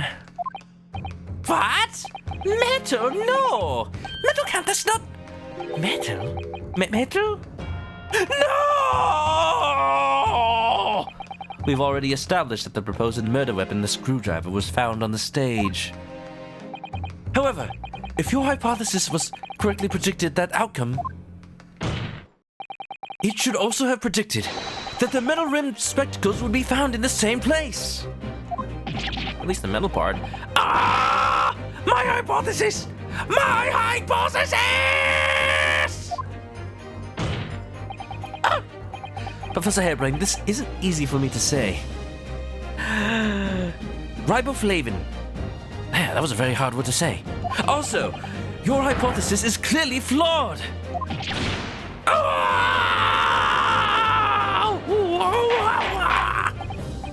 Order! Order! Order! Counsel, what is the implication of this? If on the day in question the alleged instantaneous kinesis never actually took place, it's entirely possible that the victim was killed somewhere other than on the stage. And in that case, someone other than the defendant could have been the culprit. But my hypothesis is sound! I proved it that day. The experiment was a success. The experiment was proof of all my work. If I could say something here in my capacity as a fellow of the Royal Society. Yes, rule number 4. Go ahead. Every time I say no in Harebrain's voice, it sounds like Mario. No! Let's not go. Oh yeah. Incorrect theory time. As a man of science, there's only one thing I simply cannot abide. And that's a fraud who pretends to be a fellow man of science. What? Wait. Great Scott! Are you suggesting my science is suspect, Marty? It's just been disproved, hasn't it? In front of all of us. Should you be mixing chemicals in the middle of the courtroom? It's changing color. Sir? At least produce a fume hood of some sort. You're just gonna poison the judge at this rate. In other words, the whole demonstration was a complete nonsense from start to finish. Believe me, my fellow jurors, when I tell you that this man is a heel, a bounder, and a fraud. I say the wreckage of that machine should be stripped down and thoroughly examined. Sir, that newspaper. Can I see that? No! Never! That machine is the essence of my entire hypothesis. It's protected by the Special Dispensation for the Scientific Equipment Act.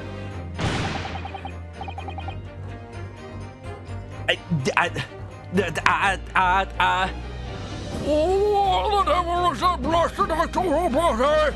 Who made up such a daft rule? I don't like the way this seems to be going. What's the best way for me to help the professor? Wait and see. Yeah, in the history of Ace Attorney, how many times has wait and see ever been the correct answer? Like once? So I don't think this time. Objection! The chemicals near a source of fire, too. Well, he doesn't have a Bunsen burner, so, you know, anytime he needs to heat it up, he just goes, guilty! Okay, not guilty. Professor Harebrained has yet to perfect his invention. That would seem to be the case, yes. But even so... Even so what?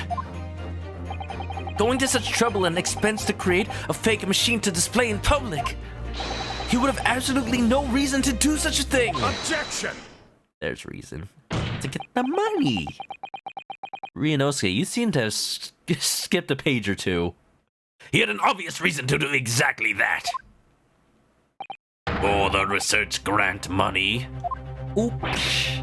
Ah.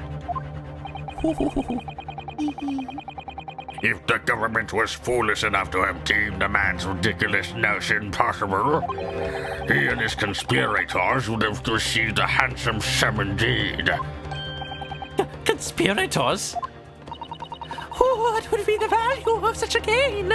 10 pounds? You're in order of magnitude out, madam. 500 pounds a year. That's a lot of money. You can live actually on that much for years.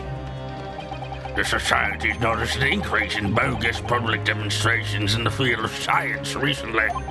and plenty of scientists arguing with each other to get the largest slice of the funding cake. Cake. People's greed is plenty motive enough for murder, I assure you. The sad part is, I believe it. No, I haven't deceived anyone, least of all the government. My hypothesis is sound. The science is sound. You'll be safe and sound. Please, you must believe me. Objection! Objection! Yo, Van Zeeks, that's not how you slam the desk. Do it right. Oh, sorry. Let me just... There you go. Perfect. No matter how unbelievable this hypothesis may seem to you, ladies and gentlemen, the fact remains that the victim was transported instantly to the Crystal Tower. Which means that the experiment was a success. Ah, Baroque. He doesn't mean it the way you think, Hairbrain. How is that girl getting all that corn, by the way? Is she getting it all teleported straight from the farm? Probably. Yeah, turns out farmers had figured it out way before Hairbrain actually did. You know, good old John Deere. Some of that old farming equipment, you know. Very advanced for its day. And therefore, the only person who could possibly have committed this murder is the accused. Ah, Baroque. Where is this heading? I have no idea. My lord, if I may. Old MacDonald had a PhD. EIE equals MC squared. Yes, Lord Van Zeeks. The prosecution would like to summon new witnesses to the stand. Bye-bye, Gregson. One less gruff voice to do. New witnesses? What would be the nature of their involvement? They were spectators of the demonstration at the exhibition who were occupying special seats. This will be interesting. You're telling me they had front row. Maybe the nosebleeds. Oh, hot air balloon, maybe? Hi, witnesses? You haven't seen this part in English yet? Well, there you go. Let's see. Very well. The court grants the prosecution's request. Oh, yeah. How far is Scarlet Study's version of the Daigyakuten Saibon 2 translation? This game. Because I know it was at least 2 parts done last time I checked. Did they ever get through the 3rd case? Maybe that's why you haven't seen it in English yet? Only goes to case 3. So including this case or not? Very well. The court grants the prosecution's request. Because this is case 3. I should very much like to hear from eyewitnesses to the incident. The prosecution's stance is clear. This experiment was no pastiche. Including. Okay. It'll be very interesting from here on out, because I believe there's maybe 5 cases in this game? I'm not sure. Feel free to answer that, but I won't read it out loud. The accused had killed the financial victim there on the public stage before the very eyes of the spectators. Now, my learned friend... Oh, that's me. Yes?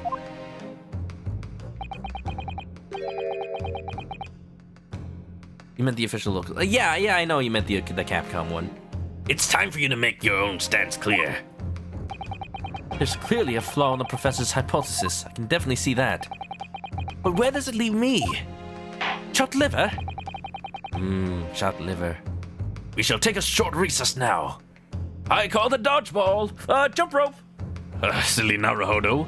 I have exclusive use of the dump rope. You can use the tetherball. I hate tetherball. Every time I smack it, it just comes around and hits me in the head. Of course, that's exactly why. Just like your own arguments in court. Oh!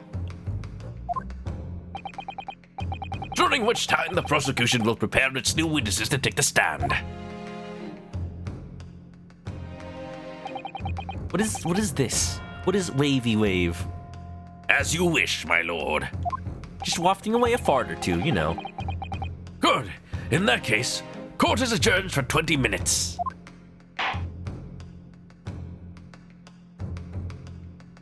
You're picturing Van Zeeks hitting a tetherball and getting himself hit in the face now.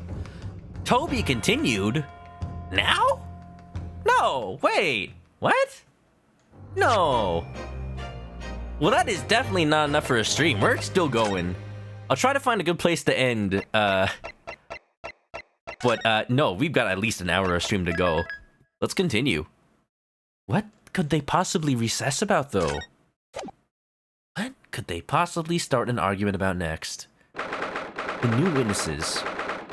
They would have been able to see the experiment from another angle, something we don't know about yet.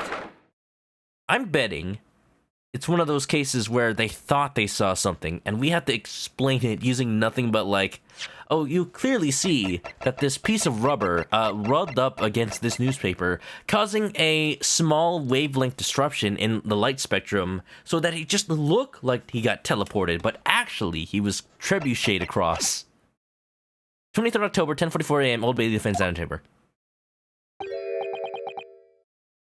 Mr. Naruhodo, what on earth were you playing at just now? Horaza, playing? What about you, man? What on earth were you playing it all along? I told you tetherball. You want to play with? My hypothesis, my amazing hypothesis. You've been picking holes in it from the start. That's my job, man. Sorry about that. But you promised me. You said you'd prove that Tyranid explosion was an accident, not murder. I'm on the way. You said you keep my precious invention from falling into anyone else's hands. Hairbrain, calm the heck down, man. I don't know if you know about Ace Attorney games, Hairbrain, but these take a while. Potentially 3 or 4 streams per trial. But all you've done so far is try to undermine me. Yes, I did make you a promise, you're right. I said that I believe in you and fight for your freedom to the very end. But I also told you I was no scientist. I don't understand your hypothesis. I barely understand your accent. It's not even real. Take that back! Okay, fine. The fact is, there's an undeniable flaw in your logic, isn't there? But if I just run through some equations. Yes, you see, it is because my work is incomplete. Perhaps it is, nevertheless. A man died as a consequence, didn't he? Bing. Oh no! Swedish name.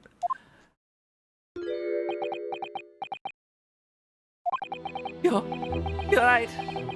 You're so right. It's all my fault. And I've no right to blame you for my failures. I'm a disaster. Not just as a scientist, but as a human being. Well, that might be a little over the top. Good job, Ryunosuke. You broke his spirit. And while we're on the subject, what about Baroque? He's being awful. Claiming his old university friend to be a murderer, you mean? Could have expected this. I don't know if Hairbrain even... He knew that Baroque was going to prosecute him in court, yes. But I don't know if he had that much knowledge on the rumors of the Reaper or how he behaves in court. He probably just assumed it was his friend through and through. He's a disaster! Not as a prosecutor, but as a human being! Again! Oh, but no, wait! He's the Reaper, isn't he? Perhaps he's not classified as Homo sapiens anymore. Is he a new species? Homo prosecurotis. Glad that's cleared up. Yeah, enter it in the taxonomy books, clearly. Can I double check something with you? Yes? What? The machine and demonstration you prepared. They were based entirely on your hypothesis, I presume. There was no trickery involved. Certainly that's not why there's a magician literally on the jury. On the juror. No, the gang wouldn't do that. No way. No. I drew the plans for the machine with my very own hands. Every line was painstakingly drawn with the firm belief that science is the only future. So yes, it's true that my hypothesis hasn't reached maturity yet. Hasn't reached maturity yet. Capcom. But please, Mr. Naruhodo, you must believe in it. I bet the miracle never happened either. All right, Professor, I understand. Counsel, defendant. The prosecution's witnesses are ready to take the stand. Court is about to be in session again. Make your way into the courtroom, please. Ali Oxenfree. Whack. It all hinges on that demonstration. If the professor's hypothesis is sound as he claims, it leaves him as the only person who could possibly have killed the egg. But on the other hand, Mr. Sholmes was adamant. Just a little adamant Eve. A practical implementation such as was attempted by the professor at the Grand Exhibition is quite impossible. So really, what should I be trying to prove here? The truth, Naruto. The truth. Simple as. Well, I do a little magic on the side. You are a magician. No, maybe. No. Look, Naruhodo, any science that is sufficiently advanced is nearly indistinguishable from magic. You've been watching too many Marvel movies, harebrained. In the name of Her Majesty the Queen, I hereby reconvene the proceedings of this court. Counsel for the defense and prosecution, are you ready for the new witnesses to testify? I can't wait to see him. M, as in D-H-E-M. The prosecution is ready, my lord. As is the defense, my lord. So, Lord Van Zinks, I believe these next witnesses saw the demonstration on the day in question with their own eyes. They certainly didn't use anybody else's. Indeed they did. And as luck would have it, one of them is a police detective. Oh, yes, of course, yes. So the testimony we're about to hear can be considered highly reliable. There goes Ryunosuke's regular tactic. Benzeeks. Yes, I knew. That's the only thing you ever do, Ryunosuke. You just keep doubting and doubting all of my witnesses. My perfectly noble and kind witnesses. Dude, your witnesses are like the criminal at least like 80% of the time. Well, it's not my fault. They seemed nice to me. Of course they're nice to you. You're the prosecutor. Perfect. Detective of all people. You don't think. Are we gonna get Gina now? She is officially an inspector. The prosecution's stance remains unchanged.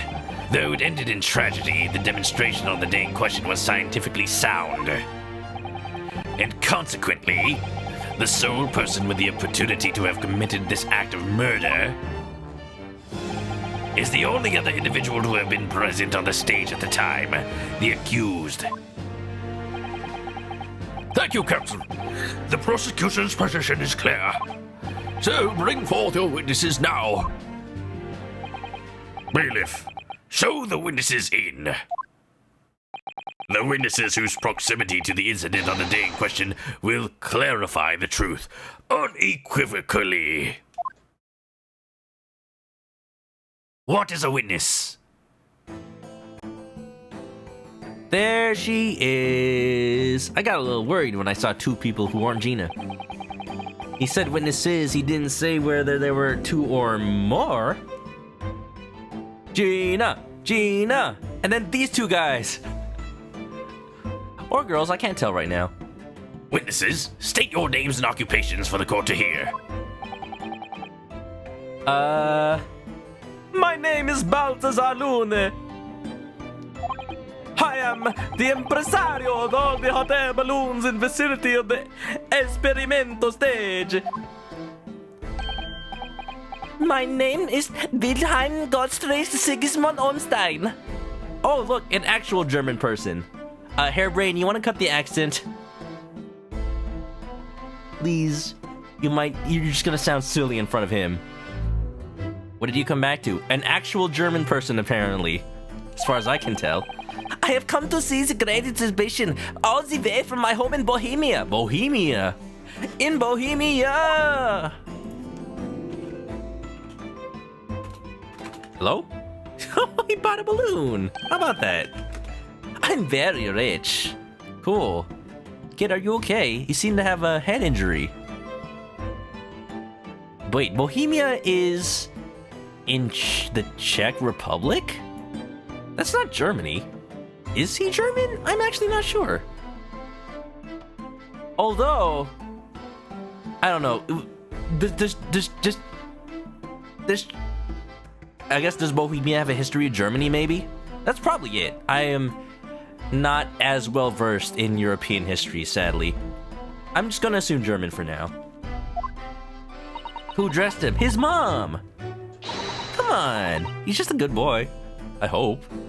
Inspector Gina Lestrade, Scotland Yard. I'm a great detective, even though like Sherlock agrees. I was on security duty at the exhibition, and I got to go up in one of them balloons. It was amazing! Is Baroque gonna comment on the fact that she was a defendant not 6 months ago?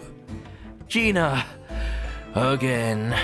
Yonosuke, get out of here. We love Gina. She's great. But she did mention that she'd seen the disaster from up in the balloon, actually, didn't she? Hey, yeah. Not on the detective police force for, but how long? Maybe no more than a month? And she's already given evidence in court, witness testimony in court? Heck yeah, she's making it. She clearly loved every minute of it. Ghost Dog, what's up? How you doing? Ghost Dog, oh, I know what you were playing today. You were playing... You were finishing something. What were you finishing? No, I got this. I remember. I was excited, but also I missed it. There were 3 balloons flying near the Republic experimentation stage when the incident occurred. Also, you say Ryunosuke is cute. I mean, I plead the 5th. How you doing, Ghost Dog? 2 of these witnesses were in one such balloon at the time and saw events unfold from the skies above. You make it sound like they were in the clouds. It was only an altitude of circa 60 feet. Very low. Oh, you can't see nothing if you fly too high, can you? I actually had a calzone for dinner today. With spinach and mushroom.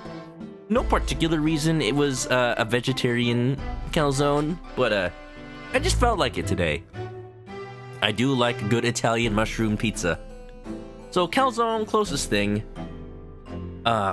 Mostly because my favorite pizza place that was around me is now gone. It's been gone for a while, nothing to do with like last year.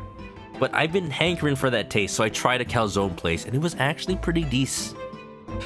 I will say it was like $16 for a calzone, though. Los Angeles, what are you gonna do? 18 meters, then. Super Mario RPG, that's the one. Did you kick Smithy's butt, Ghost Dog? I hope it was a good time. Thank you for your introductions. Now you will give your formal testimony for the court.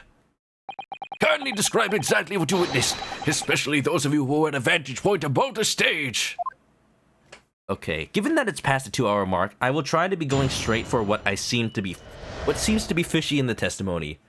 Unless someone happens to know of some fun dialogue. I don't know, there might be some fun time. Look at this. Look at the man's hat. Actually, I just noticed. It's a hot air balloon. It's got like a flame active inside his head. Sir? Sir, are you about to light us all on fire? You're about to commit arson by accident. Just a little bit of fire. Just a little bit. It was an incidente terrible. I am only grateful that my balloons were not damaged.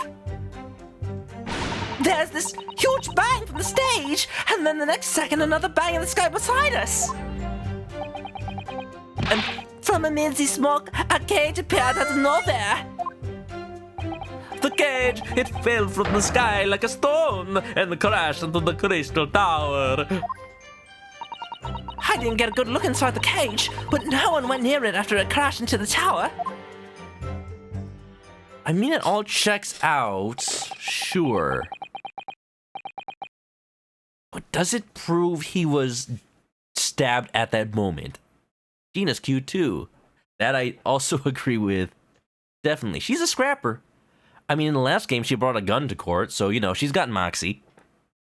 A most extraordinary collective account, I must say. Fire? No fire. What's up, Lulu Payne? How you doing? Could I just clarify something? There's a detail in the witness's testimony that I have not yet heard any mention of until now. Specifically, that there were 2 explosions? Oh, I thought they were describing the same one. More precisely, 2 explosions in 2 separate places. Yes. Let me see. Balloon's not damaged, bang from the stage. So, balloon's not damaged, I'm already suspicious of, because we got that little scrap of rubber tarp. Probably from a balloon. 2 bangs, a bang in the sky. Makes it sound like a balloon might have popped or something, eh?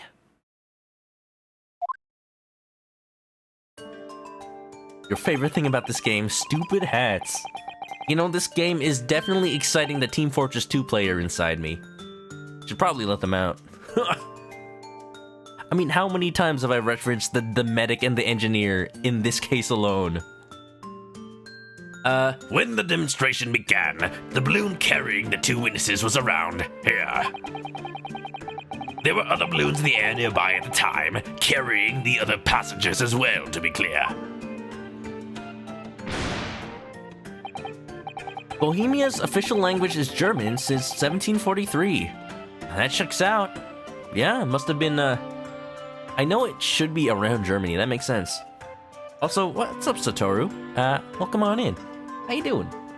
Then as power was supplied to the machine for the demonstration, the first explosion occurred. The so-called birdcage that contained the victim disappeared from the stage, and a moment later... That just looks like it popped a balloon. The second explosion occurred directly adjacent to the balloon carrying the witness. Wow, they were close, you see. I see. The birdcage appeared at the site of the explosion, subsequently to plummet down into the crystal tower. Bohemia. Is this the real life, or is this just fantasy? Caught in the landslide, no escape from reality. Open your eyes, look at this evidence and see. It's my attorney's badge. I need no sympathy, because I inherited it from Asogi. It identifies the wearer as a defense attorney. In the Empire of Japan, doesn't really matter to Baroque. He doesn't care. I was very surprised. Suddenly a cage appeared before my eyes and the person inside. The blast was so hot, but I didn't want to miss a thing, so I kept my eyes wide. One balloon, please. Should you be conducting business in a court? I still have lots of money. Cool. Richie Rich over here. Precisely who is this curious infant?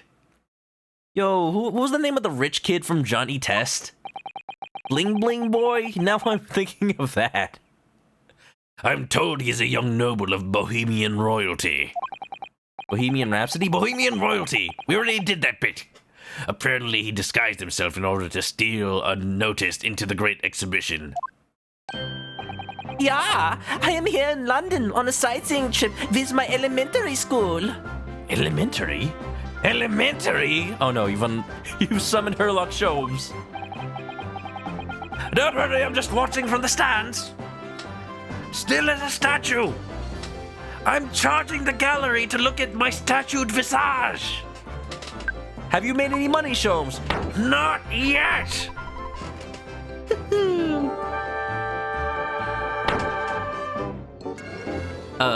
Unstoppable's gotta go. Well, I'll catch you on the VOD, Unstoppable. Thanks for coming on by. Hope you enjoyed. And have good rest, okay? Here to see Gina. Well, you did. Nintendo Novice, thank you for the raid. Welcome on in, everybody. Standard warning, if you don't want spoilers for the Great Ace Attorney 2, we are playing the second game in the collection right here, right now. So feel free to drop on out.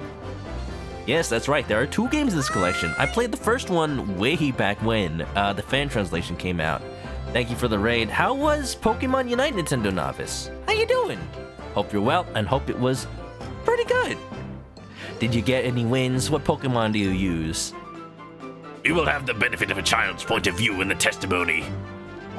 And this time, not from the defense. Ouch. Do we really need that? Oh god, he took off his Robin mask. When I remove my mask, this is what I look like. Ah, yes, I see. A delightful face, I'm sure. Yeah, everybody says so. Great disguise, then. Cool. Didn't even realize he was a kid. Unite's a gay game, can't see yourself playing it long term. I'm holding off on installing it for the longest time. And people have asked me to play, but also, like, I just don't want to get salty. I don't need that high blood pressure. I'm trying to be healthy these days. I don't know. MOBAs aren't really my thing. Never really have been. I avoided LOL in college. I'll avoid Unite. I mean, I'll watch people play it and support my friends who are streaming it, but I'm okay with not playing it. Yeah, Snorlax. Oh, pretty good. One of them tanky characters, I assume. Who would I even play? I would like to play a character that specializes in, like, sneak attacks. That's usually how I played Team Fortress 2 back in the day with the Pyro. What's a Pokemon that does that? The point is, the testimony of these witnesses further substantiates the facts for the court. Namely, that despite ending in an explosion, instantaneous kinesis was successfully demonstrated. How silly do you think Venzix feels on the inside, arguing that instant teleportation is actually feasible and in fact happened? Whatever gets me the guilty verdict. More like whatever gets into the truth. And furthermore, that until the arrival of the police, no one approached the Crystal Tower where the victim fell. Salty chicken, oh no! Therefore, only the accused, who was with Mr. Asman on the stage, could possibly have committed a murder. You keep saying that. I don't think it means what you think it means. Yes, thank you, counsel. The prosecution's views on the matter are quite clear. So, the defense's cross-examination now, please. I'll try. Yes, my lord. Oh boy, shall we start with, Mr. Balloon Man? The, Bling Bling Boy, or Gina? I trust Gina. I just have issue with the whole second explosion thing. Oof. It was an incidente terrible. Hold it! I'm gonna actually press him for more information because I like doing his voice. There were 3 balloons flying above the experimentation stage at the time, I understand. Si, all 3 of them, my bellissimi bambini. Oh, my beautiful babies. They are very popular, signor. Some people will pay 10 pounds for one ride. 10 pounds? That's more than my annual stipend. It's more than the rent. If rent costs less than 10 pounds, then I am actually very, jealous. 20 pounds a month. That is my pocket money. I get it, kid. Gots, you're rich. Royals have all the luck. I got up there for free, I did. Play the old I work for your majesty's police card, you know? Okay, that's an abuse of police power. Detectives have all the luck. If they're so popular, why would you only be operating such a small number of balloons, though? Supply and demand. Because if I have too many in the skies, they could crash into each other. The operators for the balloons were decided by lots, with each operator manning a particular area. Ah, I see. That way they don't collide. See, on the zone above public experimentation stage is the most profitable. See, as impresarios, they hate me. Thank you, witness. I think the court has a clear picture of the arrangements for balloon rides at the exhibition. Perhaps we could hear more about what you actually witnessed to the incident. Right, I can fill you in there, my lord. I had this one professor in college. Actually a computer networking professor who actually was from Italy. And it was a joy to listen to, I'll say. Talking about network packets and whatnot, traveling from computer to computer. I was hooked on every word. Let's see, Hold it! did Pokemon Unite come out on mobile yet? I heard it was delayed to later than the Switch one. What, did it just come out? I think it might have. So you actually saw the accident happen from up in the air? Not out yet, okay. So, yep, here's amazing what our detective gets to do, eh? I'm telling you, Otto, being a lawyer is a mug's game. You should join in the force and we can go flying together. I'd rather not. You know me so well. Ooh, maybe she's asking him on a date. Oh. Yes, well, anyway. Could you tell us exactly what you saw, do you think? Planned for September. Oh, I could have sworn it was August. Lots of things are coming out soon. Definitely Psychonauts 2 very, very soon. I've already talked about this before the stream, but I don't think I'll play it on release day. It just doesn't fit in the schedule right now, and I want to finish Skyward Sword. I want to start Dragon Quest V. I have been absolutely hyped for it. I haven't played Dragon Quest in a couple of weeks now, and I'm itching. I'm very itchy. Detto. Everything! We saw everything because we were up above it all. That dodgy cove climbing into that cage, and that dodgy professor pulling all them levers. And that's when it happened. That's when there was that massive bang and the cage disappeared, just like that. You're describing the moment the subject's body was decomposed by the electricity, I believe. I wonder if that hurts. If it's true. Like, if it happened in any time more than a millisecond, it would be enough time for your body's, like, nerves and pain receptors to go like, where are my legs? Where's my body? Where's my heart? Where's... I didn't know what to make of it, but then there was another bang right in my ear. I looked around and there was a huge great fireball right next to us in the sky. And Excuse me? there was nothing there before. Hello? Excuse me. Excuse me. Master Gotts. Does your memory of the day differ? Gotts you something to say, do you? My teacher at elementary school said that when you meet someone for the first time, you should always use their full name. Yes, what was it again? Wilhelm Gottfried Sigismund Ormstein. Yes, Willie got Sigorm. That's a mouthful and a half. Just the four names then. Cool. At least you're not like that kid from the Rakugo play. Jugemu, was it? Hold on, I got it, hold on. Jugemu, Goku no Surikire, Kaiji aru Sugio no Sugio matsu, Unarai matsu, Furai matsu, Kuneru tokoro ni sumu tokoro, Yabura koji, no Bura koji, Pai popo pio po pai popo no Shuringan no Gurindai no Pompo ki Pompo kano, Chokyume no Chosuke. How many names was that? I'm not sure. The point is, do you have something to say? Gesundheit, thank you. Something to add in response to Detective Gina Lestrade's last remark, perhaps? Oi, get it right, Odo! It's Inspector Lestrade! Why does everyone have a problem with how I address them at the moment? You are but a lowly defense attorney, sir.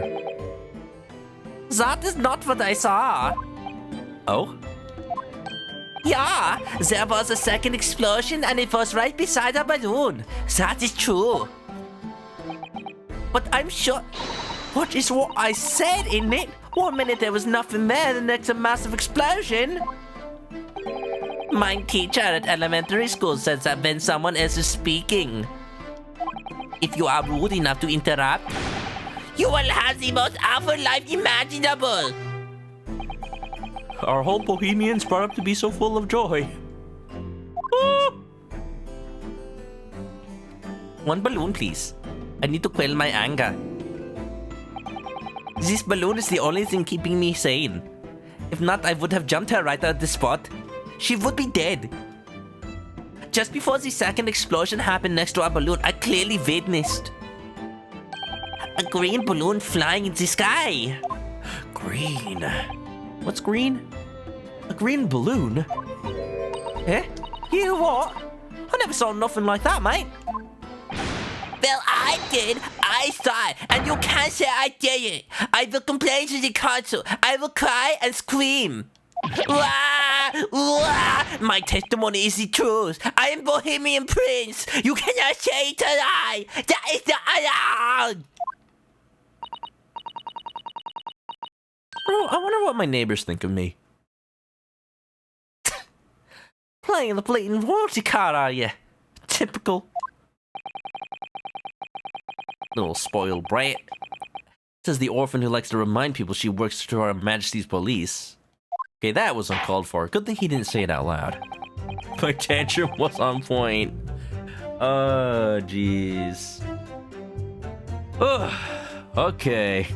I apologize in advance to anybody and everybody who's able to discern what an actual German accent sounds like. I'm very sorry. But you know, he's a kid. He doesn't have a full motor speech control yet. I happen to know. Maybe at least one in the audience right now. In that case, young man, I must ask you to amend your formal testimony. In the interests of cordial nation relations between Great Britain and Bohemia. La vie, Bohem. It was not the sky that exploded. It was a green balloon that was next to us at the time. Hold it! A green balloon, you say? And how many red balloons were there? 99? Are you sure about that? Are you sure? I just wanted to make sure. Just wait. Just wait. Oh.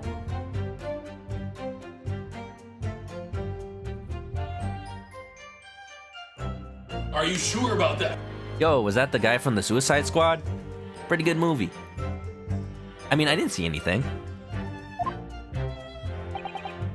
Of course I am sure. I am a proud Bohemian Prince. All these questions are making me boring. Making you boring? I think you mean bored. Ah, English is very annoying. The language of my countrymen is far superior. Well, if you just if you want to speak German, I'll have Hairbrain over here translate. Ragazzo, it is very long to lie. Lie? Flying balloons never explode. For the same reason the planets never explode. It is logical. Sir, I know that you're proud of your product, but I've got evidence right here, baby. Green balloon. Please tell me that doesn't mean logical. Nice balloons, little Pikachu. Can I have one? Pay you $1. If you insult me, you insult all Bohemia. It's hard to respect him when the game's interface UI just displays right on top of his forehead. Like, not even the game respects him enough to leave him clear when talking. I bet he's standing on a shoebox right now. Or a crate. I could pay you a wing. Well, good thing wings are only 50 cents on Tuesdays. Haha. That means I come out on top. Planets do go boom. Ah, yes, we're playing Dead Space. Dead Space? Dead Space. USSG Ishimura, Planet Cracker class. Madai!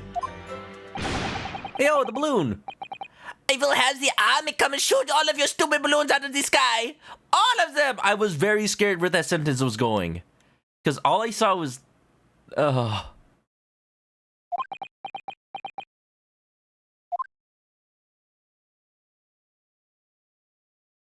One, please. Here you are, your highness. If only all international incidents were so easily resolved. This child needs a timeout. He's a witness. Called him in. We have to deal with it. If only Maya was here to channel Mia, just like Cody Hackins, and just instantly have him just go, whoa, pretty lady. Whoa, whoa. We don't have that tool in the bank today. Nope. Now that peaceful relations have been restored here in the courtroom, perhaps we could return to the testimony. The devs surely like a scandal in Bohemia. I'm assuming another Sherlock Holmes story. It's gotta be. Everything is based on either Sherlock Holmes or William Shakespeare or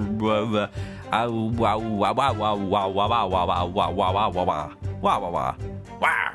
Did you also see the moment the cage materialized, Mr. Lune? His name is Mr. Moon. No, I did not see the explosion myself. However, the cage, it fell from the sky like a stone. Hold it! Do stones regularly fall from the sky in your line of work? I mean, sandbags maybe. But an entire rock? Oh, am I supposed to use a sandbag for ballast? Maybe that would be a little bit safer than using huge rocks. Yeah, a little bit. Did you see that actually happen?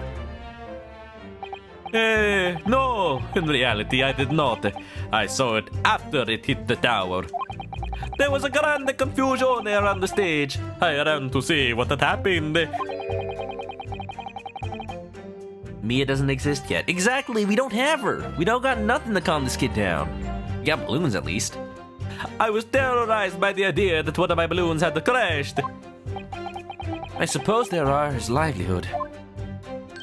But when I looked up to the sky, all my precious balloons were still there. That doesn't fit with one of them exploding though. What could he have seen? I saw it though.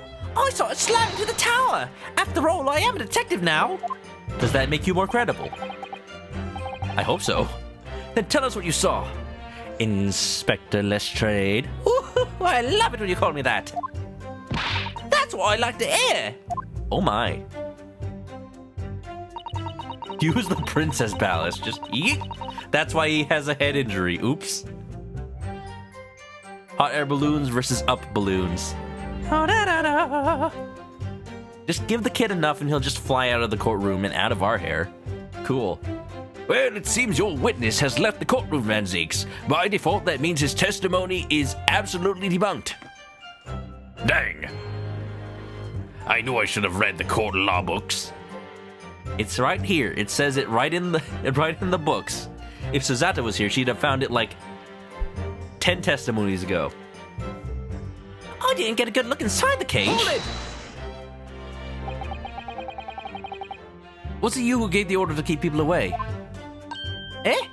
Here's your red out here. How could it have been me? I was up in a balloon, wasn't I? I don't know, maybe you had a megaphone. Or I guess in the late 1800s, you had like a rolled up newspaper just going like, Hey! Keep away from the Crystal Tower! I called dibs on the investigation! right. So of course I wasn't available. It was the boss who had to leg it over there. Just Inspector Gregson sitting at the fish and chip stand at the fair, like, Hey, what? He was getting shoved and kicked all over by the panicking spectators as he tried to seal off the scene. It was a real sight to behold, I can tell you. Amazing!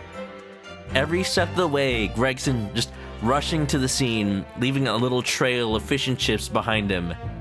He accidentally tips over his infinite newspaper of fish and chips, and it just streams out this endless supply of fried potatoes and fish, causing a mountainous, like, pile to form underneath him.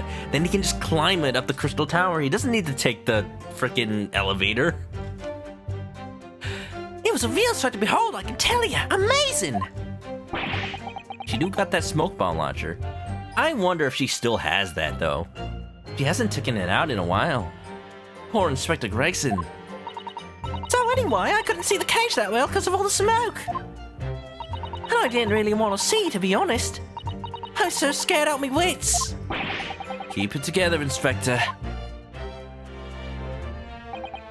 Prosecution is asserting that the demonstration was genuine. Search around trick instead. That would mean the victim something. That would mean the victim was never on the stage. Eh? Now hold on, game. I already figured that out. Just let me get there. 2 explosions will destroy everybody watching to a panic. Sure. So the question is, what do I need to debunk? I'm thinking the fact or the assumption that his balloons were totally unharmed. It's gotta be.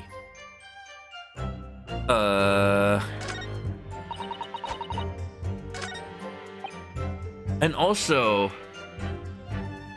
Oh, okay, I get it. Yeah, that's why we had to get this statement amended, because we had to know that it was a green balloon that exploded. So now we can present this green cloth to statement 1, saying, are you sure about that? Objection! Easy peasy. Mr. Lune, in your testimony, you said that all 3 of the balloons you had operating at the time were undamaged. Can you present to the court every single one of those balloons right now? See, that is correct. If they had been caught in the explosions, it would have been terrible. I wonder if you might know what this is? Ah, I think it may be... See, whatever balloon, a burnt piece of the fabric of the envelope. Sorry, the envelope? Pardon, that is the large round part of the balloon which becomes filled with the hot air. It is made from very thick fabric lined with rubber. You do not want it to rip when you are in the sky. Just as I thought. This piece of cloth was found near the experimentation stage. In other words, as Master Gotts testified, a green balloon did explode that day.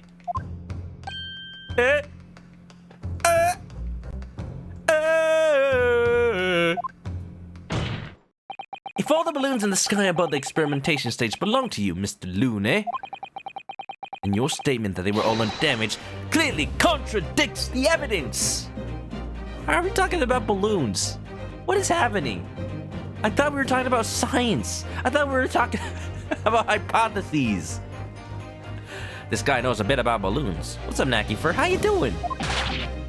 No! I still can't get over his hat. The balloon exploded that day. Why did the man say so? Maybe everyone on board was killed. Oh no, having spent a whole 10 pounds for the experience, how awful! Seemed to me like those things crashed 50% of the time anyway. Objection! The instantaneous kinesis did occur, but after the explosion on the stage, the point of materialization shifted to a location occupied by a balloon. That's what I was getting at.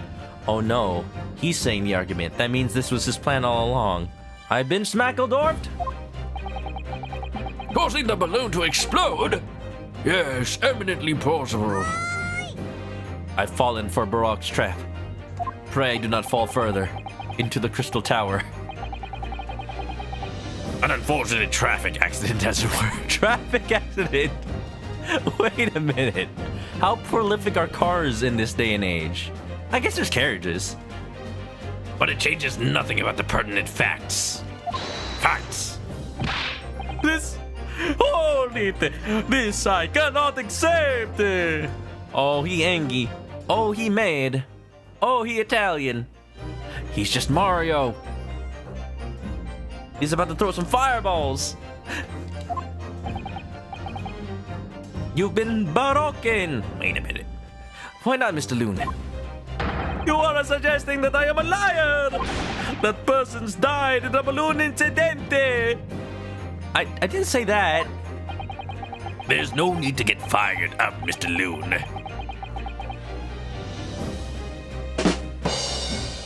The victim was the sole fatality that day. That's right, and I prove it! Balthazar Lune is not a liar! There is no such a balloon in the sky! It is non possibile! You're saying it's impossible? Why? This court has more important matters to discuss than the number of balloons that were operating that day. Objection! Objection. But we can't ignore the fact that nobody appears to have known anything about this other balloon until now. Dude, Baroque, didn't you prepare your witnesses? Like every other prosecutor? You're telling me you were relying on them to tell the truth? You're telling me that you're not a scum lord like a lot of other characters in this series? You're telling me you're actually a stand-up gentleman who really believes that one of your best friends actually created a teleporter and happened to kill somebody with it, but still you would like to believe in your friend? There are multiple layers to this, and there's a lot to unpack here. I'm just thinking, Baroque is so dang adamant that the teleporter actually worked.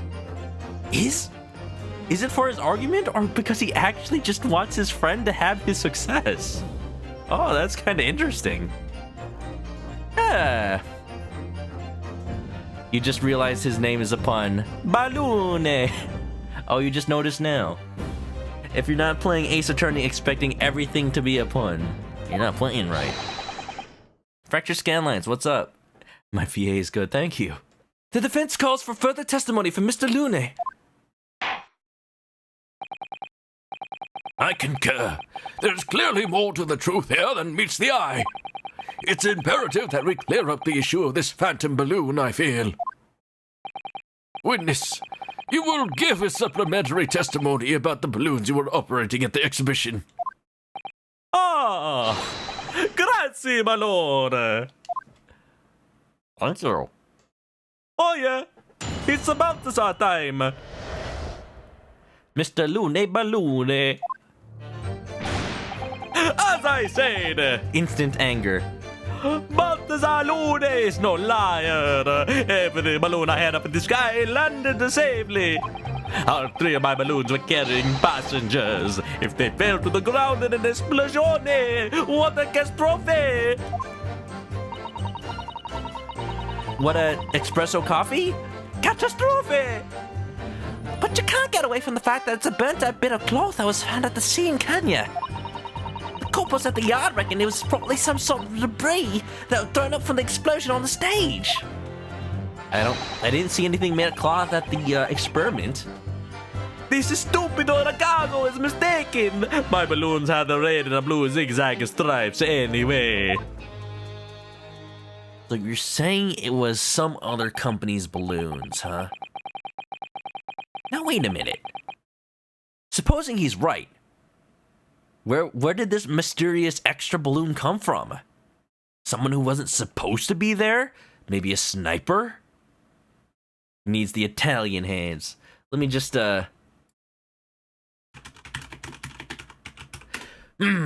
So your assertion is that the balloon this child saw was not one belonging to you? Sí, exactamente.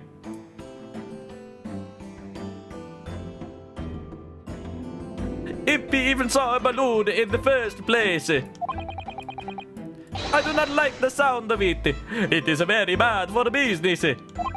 I have a good mind to sue the land of Bohemia. the entire country, huh?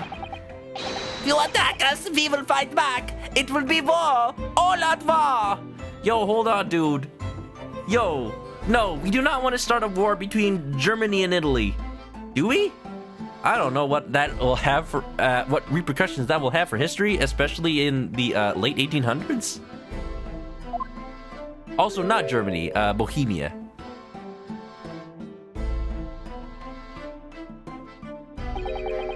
You know, just exchange a little bit of money and crisis is averted. As is every international conflict. What happened to all-out war? How political. BGM slaps, though. Mr. Lune certainly doesn't appear to be lying. But that doesn't change the fact that the testimony and evidence are contradictory here.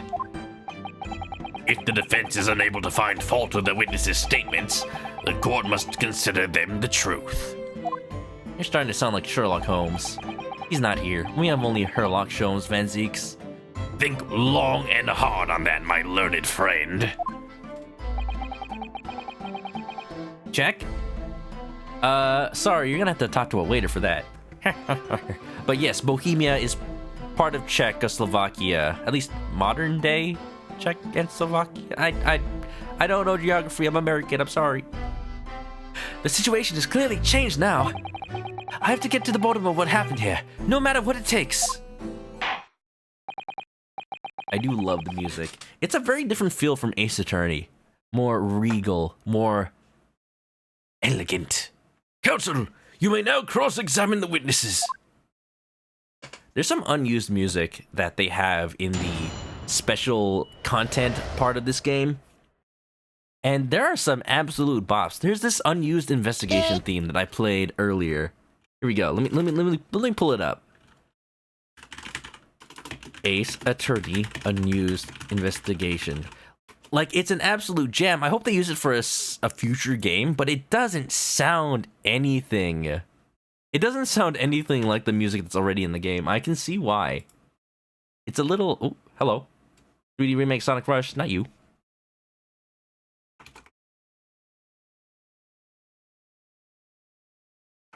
It's a little hard-boiled, I'll say. Hey. What? Hey, what? Distraction.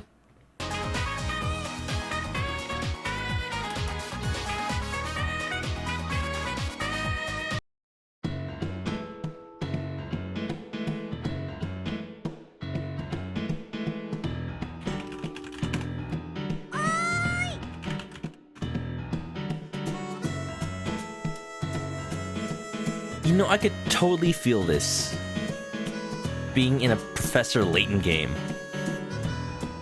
Especially with that little, like... It's not an accordion, is it? No. I don't know what that is, but I like it. Oh. Oh. Yeah. Now. Every puzzle has an answer, Luke. Professor! Now, Luke, don't talk. You're ruining the moment. I'm trying to think. Ooh, and the violin coming in. Oh, it's so good. I'm so disappointed it never got used for anything. I'm conflicted because, yeah, it doesn't fit with anything else in the game. But it's a jam. Harmonica? I believe that, yeah, probably. Alright, Mr. Lunes Balloons. Vinny Melon, what's up? As I said, Balthazar Lune is no liar. Every balloon I had in the sky landed safely. Hold it! Okay, so let me just... You couldn't just have forgotten one, maybe? A+. Signor! I might not notice if I was given 100 lentils and one was missing. But we are talking about 3 enormous balloons. Do you believe that I could make a mistake about something so grande and expensive? I like how his hat's even, like, pulsating with anger. He's a hothead. I took the liberty of having Inspector Gregson check his gentleman's warehouse. I have the report here. It clearly says a total of 3 balloons. So you're telling me there was a 4th? It would appear no mistake has been made then. Surely Miss Trade could have something. Been sent for such a menial task? What, me? I tell you what I told the boss. East End kids like me can only count up to 2. That must be where Gabe Newell is from. No wonder there's no Half-Life 3. Obviously that ain't true, but the boss bought it and said he'd have to go himself in that case. Yo, Gregson, I think you're being too easy on her. Also, thanks for the follow, Scanlines. All 3 of my balloons were carrying passengers. If they fell to the ground, what a catastrophe. It would be quite a catastrophe if they fell to the ground for any reason, I think. On that note, Mr. Luna, tell me, what is it that keeps these balloons in the sky? Are you an idiota? Sorry? That is like asking why does a candle burn bright? For the same reason. Fire! It burns bright because it burns bright, and a balloon flies because it flies. What else? That must be Italian for, I don't know. It's Italian for, get the heck out of my face, you dang defense attorney. And there are 2 types of flying balloons, hot air balloons and gas balloons. Gas.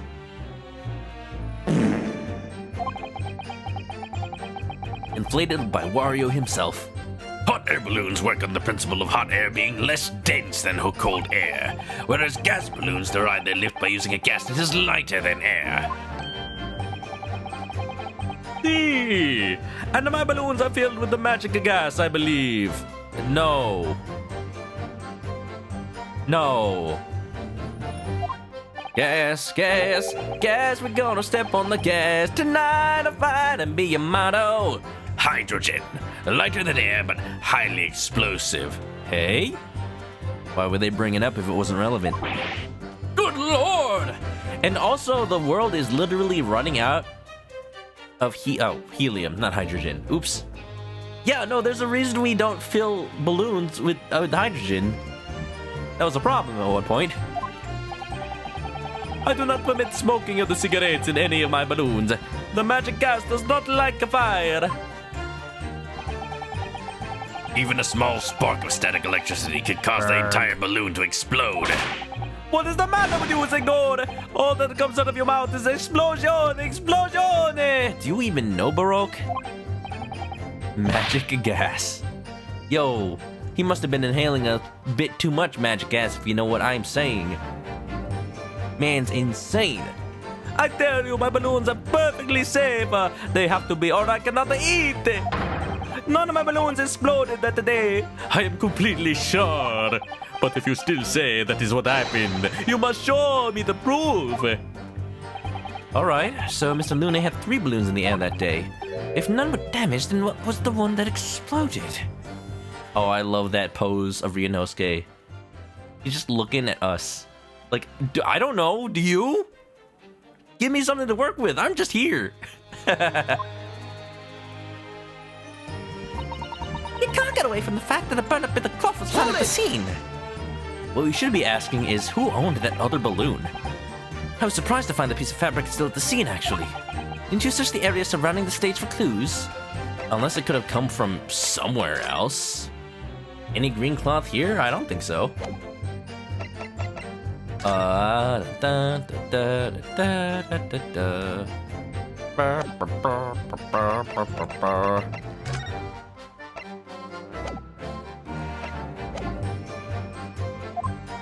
Didn't you search the area for clues?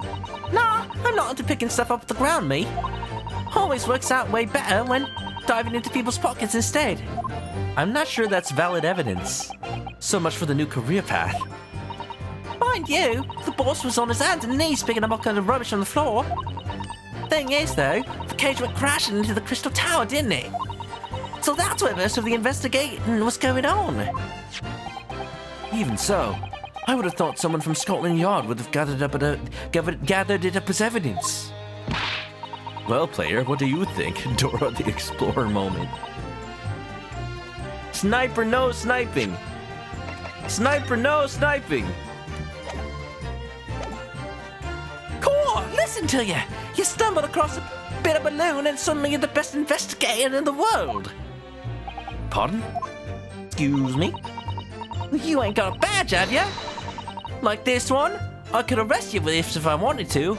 Well, I have this badge. It is not worth anything in this court, but I still have it. I wouldn't put it past her. Come to think of it, I was talking with some scorching on the ground in a meeting we had about the investigation. The couples at the yard reckon it was probably some debris thrown from the explosion on the stage. Do they have evidence of that, or is it just a conjecture? There was considerable damage to the stage and surrounding area, wasn't there? Yeah, some of the covers were watching the experiment were caught in the glass and injured. Yeah. I hope they survived with minimal injury. Good job the old contraption didn't keel over, eh? I hadn't even considered that. It seems there was great panic after the incident occurred. Nevertheless, the police shouldn't have missed a torn piece of the envelope from a balloon. Inspector Gregson can expect repercussions. Like me swiping all the fish and chips, eh? The infinite chips and fish? The legendary fish and chips? You could use that to feed the world and give them high cholesterol. Gina, you genius. The man's sole pleasure. He can find something else in life. He needs a more healthy snack, like pita chips maybe. None of this matters! That's the skeletal balloon envelope means nothing! Niente! Gregson can expect to hear about this at his next salary examination. Oh no! Instant noodles haven't been invented yet though. Gregson's gonna starve, and I don't think they're much healthier than fish and chips. At least fish and chips have a good amount of protein. This stupid grasso is mistaken! You mean the color is wrong? Si, signore! I do not have any green balloons in my warehouse. Are they green on the inside maybe?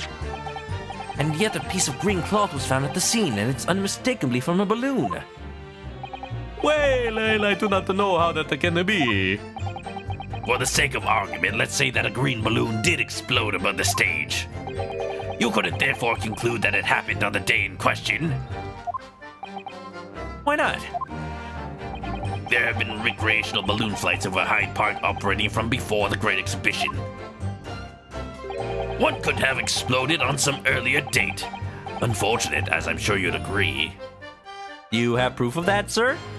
I'm sorry, the prosecution loves to pull that against me when I play Ace Attorney. Can I just turn that around, please? If you're gonna make that claim, you gotta have evidence, man.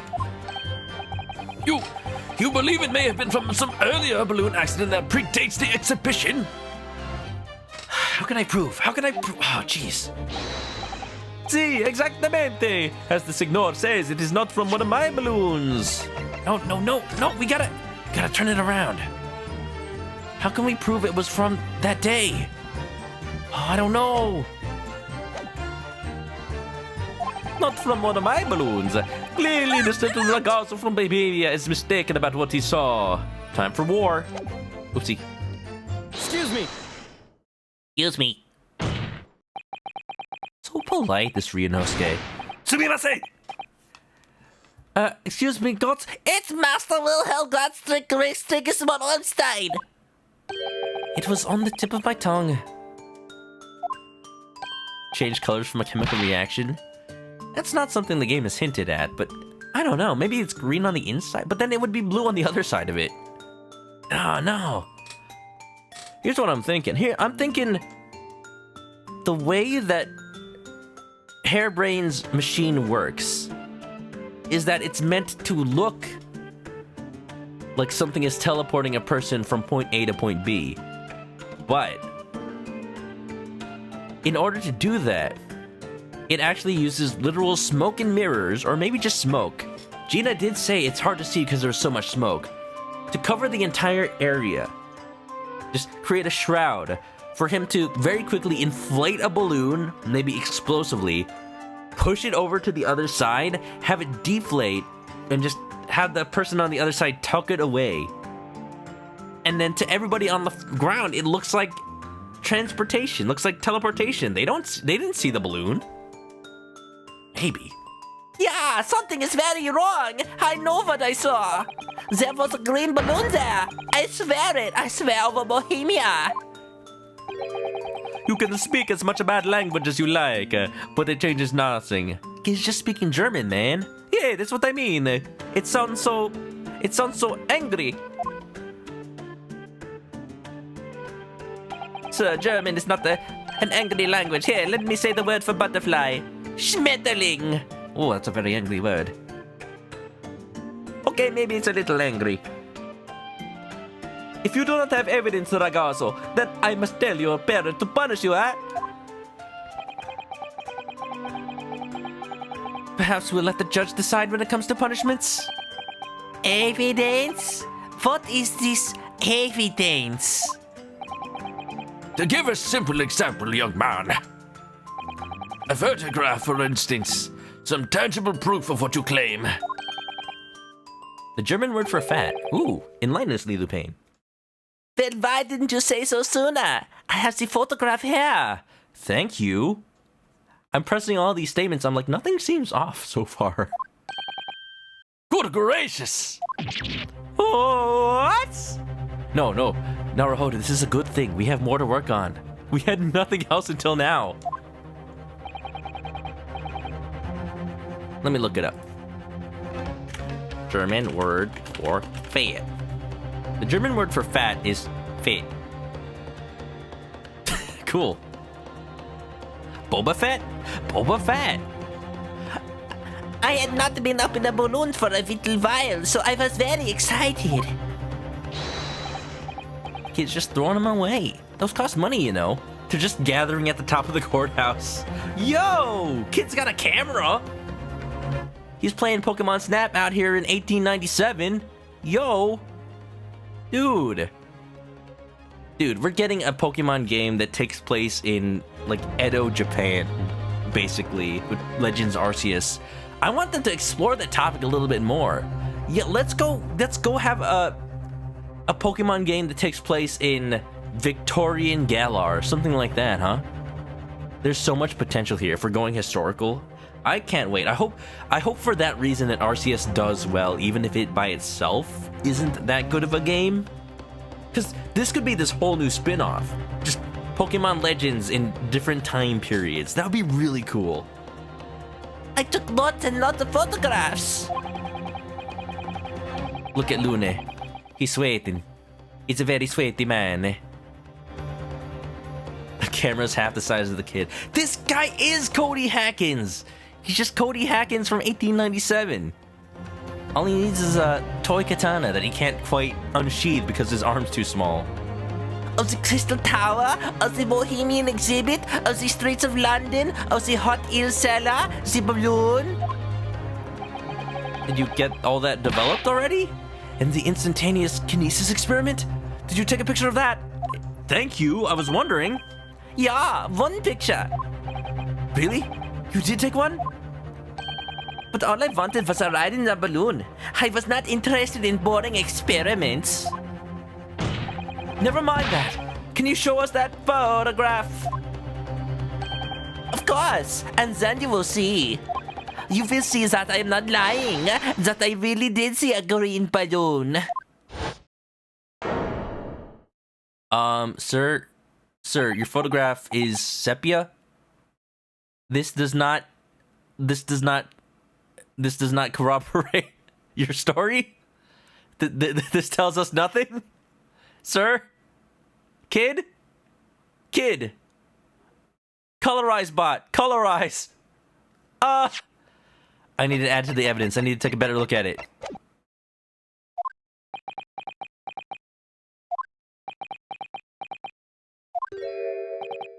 Well, I see you are all too shocked to speak.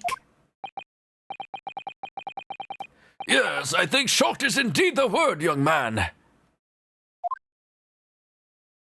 Was that a laser? That's the teleporter device. That's it. Yeah, perhaps you cannot see that it was a green balloon from this photograph, but... It's not my fault! That is the fault of the stupid person who made the camera! He's crying. It's accented. What?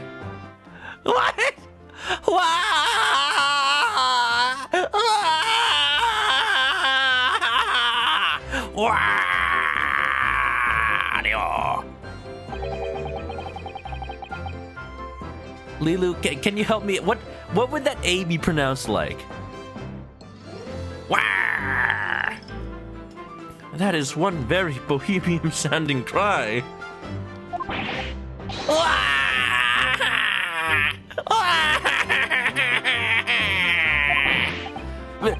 Very well. The court will accept this photograph as evidence. The photograph of the balloon has been entered into the court record.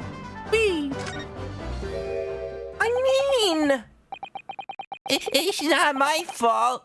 It's the fault of the person who made the camera.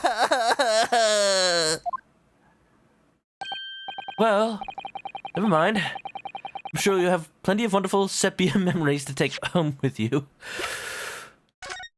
So no one's in the balloon. Was it part of the testimony? Did the testimony say there were people in the balloon? If there was... Okay. So it at the very least proves that the balloon that they saw was not a passenger balloon. So if Mr. Balthazar Lune says that every balloon that got rented out had people in it, then this is in fact not his balloon. And take a look at this. You can kinda see Mr. Assman over there. What else can you see here? There's a lovely lady with a hat. Some nice people over here.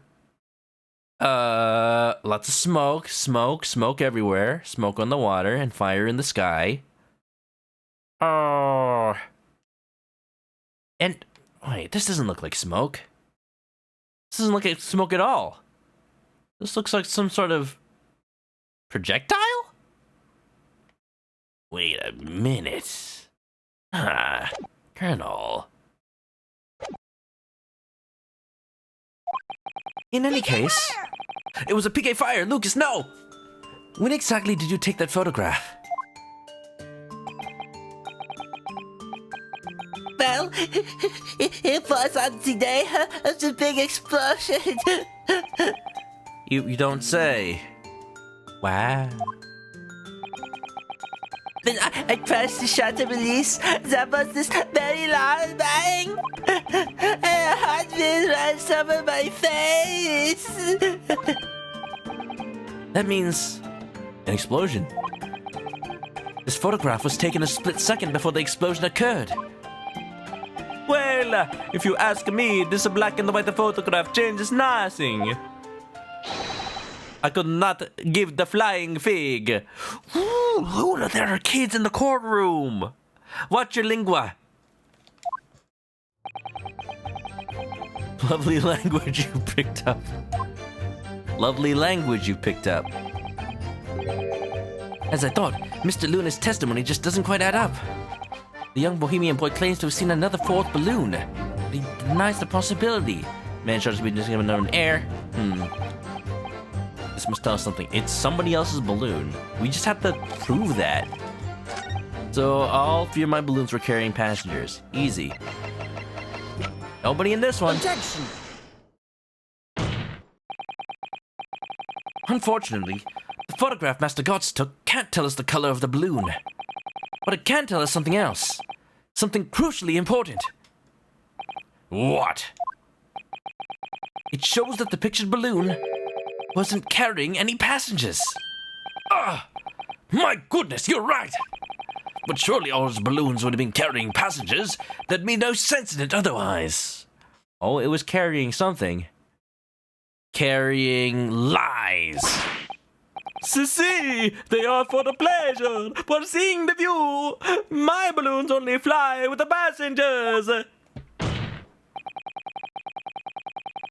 Which tells us that the pictured balloon isn't one of them. So when the incident occurred that day, there was a fourth balloon in the skies above the experimentation stage. The mysterious green balloon. Oh yeah, we got evidence up in here. We made an argument. We're finding out who the real killer is. Not really. We're on the way to that argument. But I just gotta prove these witnesses are full of it. They don't give a flying fig. Oh yeah. Owned by a leprechaun. Well, I'll tell you if I see any heart stars and horseshoes as well. I know nothing. Niente. I can only tell you one thing. If this balloon was not carrying passengers, then it was another one of mine. I can't look at his head. Objection! There are illegal tradesmen everywhere you care to look. Clearly, one such entrepreneur decided to capitalize on the opportunity presented by the Great Exhibition and managed to operate balloon flights on Mr. Luna's patch without him realizing. See, the competizione trying to steal my profits. I did not notice because of the experimento that went wrong on the stage. His fourth balloon exploded at the very same moment Mr. Asman was beamed from the stage below. Right. So them scraps that fell to the ground out there and left some scorch marks, they didn't come from the stage at all. It was bits of balloon riding down. Because no one was in it, he didn't get no attention. Mysterious fourth balloon carrying no passengers, silently floating over the experimentation stage. Objection! This photograph shows us nothing more. A stray balloon carrying no one and operated by some rogue trader. It was a tale told by an idiot, full of sound and fury, signifying nothing. Baroque? Sorry, that William Shakespeare case from 6 months ago really left an impression on me. A bad one. Clearly it has nothing to do with the case. Misa Serif. Its relevance does elude me, I must say. The court has seen sufficient evidence and heard ample testimony already. The prosecution calls for this trial to be concluded. No. Let me guess. Guilty. Wait! I still get to make a closing argument. Whoa! Oh, hello. Jury's not even listening. Wow, they do not give a fig. Really? Have we really gone to the truth yet? No. I can't let this opportunity slip away. The jurors' minds are made up, and not in our favor. Where did you get made up? They are as absent-minded as a child playing Fortnite in the middle of a preschool class. What else can this photograph tell us? Is there nothing more that we can learn from it? But wait, there's more. Objection. Ladies and gentlemen of the jury, wait! Please don't give your decisions yet. We weren't going to. Well, either way, the photograph of Mr. Gauntz may very well be hiding one more vital clue.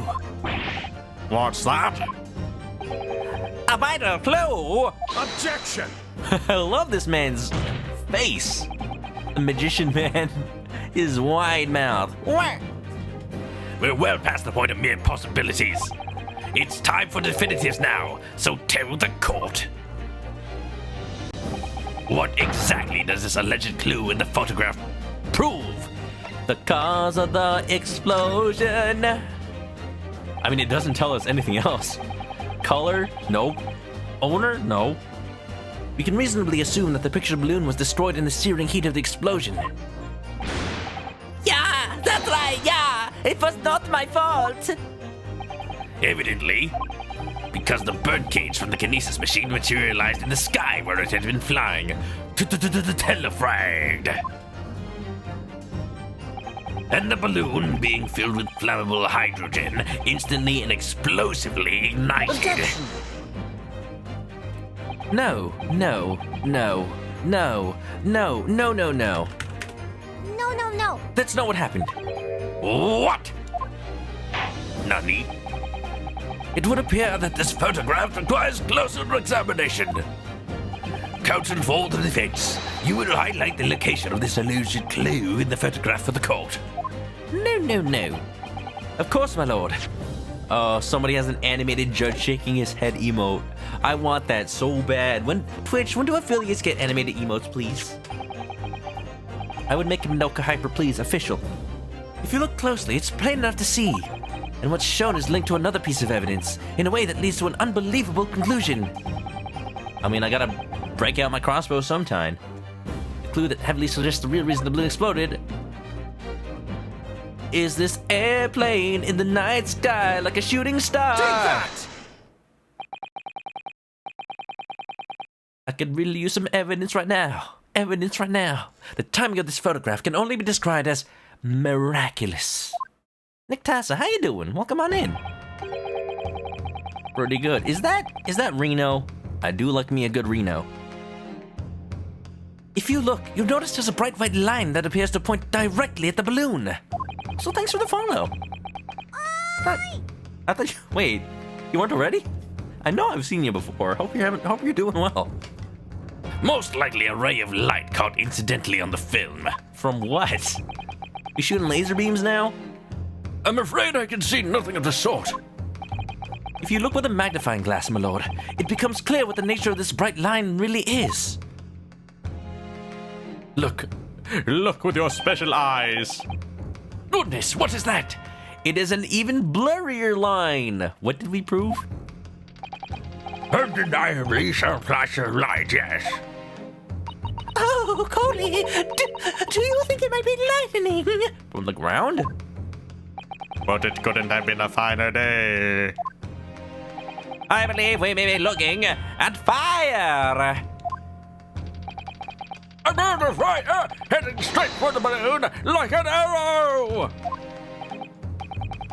Like an arrow, you say? Indeed, even to my aging eyes it would appear to be a flame of some sort. My word, are you suggesting this flame struck the hydrogen gas that filled the balloon? Objection!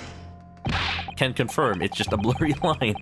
That's absurd. The balloon would have been 60 feet above the ground at the time. Say it in metric. No flame could possibly have reached such a height. Objection! Oh, there's a way. Old man. Actually, it's my opinion that a particular piece of evidence found at the scene reveals how exactly that did happen. What evidence? This! Pulls out attorney's badge. My word. But how does it explain anything? With this, Your Honor. That's just your attorney's badge again. Oh, but you see, this. Still your badge. But you see, this badge. Very convincing evidence. Counsel, then for goodness' sake, present it, man! What evidence explains this mysterious streak of flame that appears to be headed directly for the balloon? Take that! This was found hidden at the foot of a small ornamental tree near the scene. Good lord! Is that a crossbow? I know it is, because Link trained me how to use it. Wee zapper! An arrow dipped in oil and sudden light could have been shot from this weapon, sending a flaming arrow straight into the hydrogen-filled balloon. Is this Resident Evil 4 now? Te voy a matar! Mátalo! Are you suggesting that crossbow was used deliberately? Blimey, you're right! That stick of light in the feather looks just like an arrow, don't it? Then, the explosion in the balloon, it was... It was meant to cause a diversion of some sort? Very likely the result of a flaming arrow from this crossbow igniting the hydrogen gas inside it. The judge reminds you of the old man in Solemn Judgment. What is Solemn Judgment? Order! Order! Counsel, this is an extraordinary supposition. I ain't sticking that in anybody's butt. Supposition, not suppository! If the aim was to cause the balloon to explode, the shooter could have used a gun, of course. However, there's an obvious reason why that would have been out of the question. The noise of the discharge? Oh my. Of course. That's right. Hey, by using a crossbow, the projectile could be fired at the balloon silently and cause a big bang attack. Well, yeah, if someone had shot a gun off in the exhibition grounds, it would have caused a real panic. But with the big explosion, there was a very big panic anyway, no? I don't like this. I should be pleased to have found a plausible new explanation for all this, but something feels wrong. I don't think it was evidence that was planted for us to find. What does it all mean? Objection! Objection! You understand the implications of what you're saying, my Nipponese friend? If a flaming arrow did indeed hit the balloon, then obviously it would have exploded.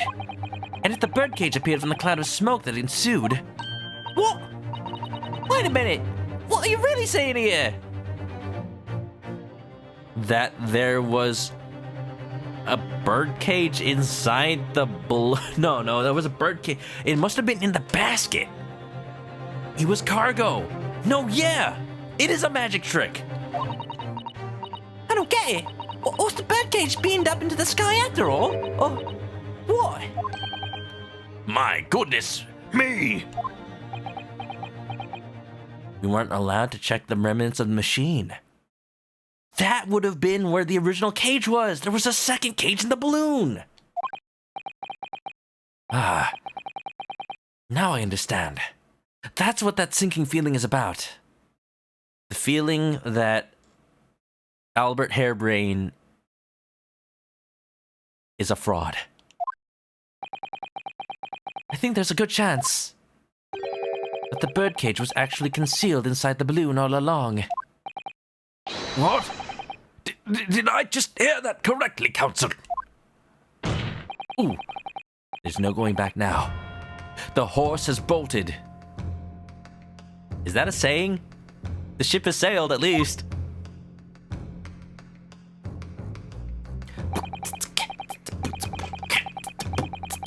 I love this theme. It's like Logic and Trick, but... Ooh.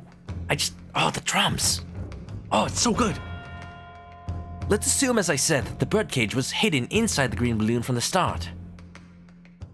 Okay, so that's what I was about to say. But I discounted that possibility because if it's filled with hydrogen, wouldn't the person inside suffocate unless they were already dead? Omae wa mo shinderu.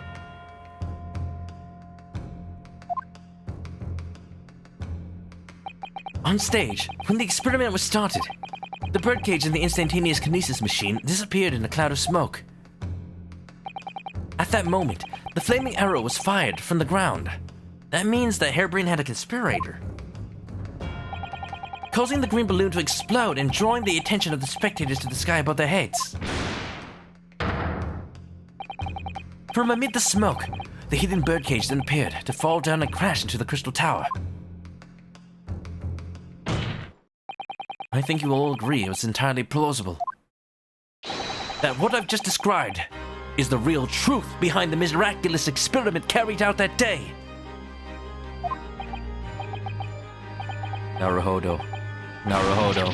Naruhodo. Naruhodo. Objection! Naruhodo.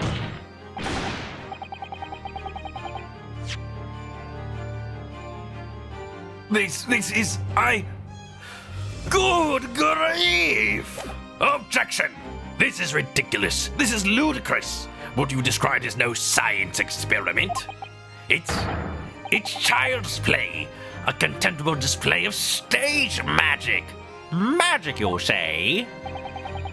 Both Mr. Sholmes and Iris said that the experiment was a scientific impossibility.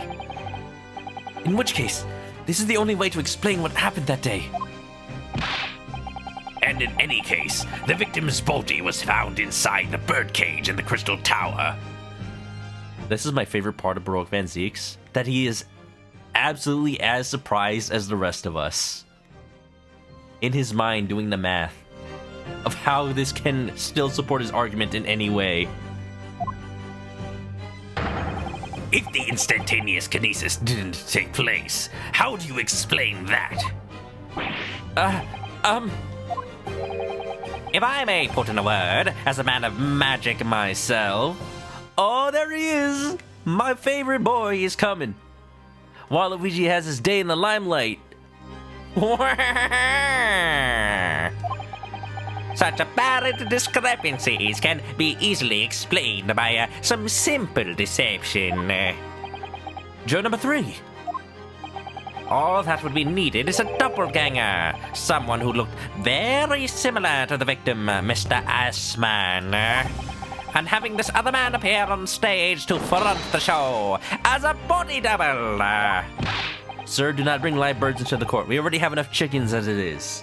Ah, yes, of course. So in fact, Mr. Asman must have been inside the birdcage that was concealed inside the balloon from the start. Careful. Objection! That balloon would have been filled with hydrogen. Exactly. Oh, see what you did, Mr. Juror number 3. You summoned all the chickens with these doves. Look at them. Oh, it's madness. Oh, it's horrifying. Good thing it's happening off screen. The chickens are pecking at the doves. Oh, they're all dead. Congratulations. All this bird murder's on you. And there are no crows to speak of. Oh, don't forget the last one.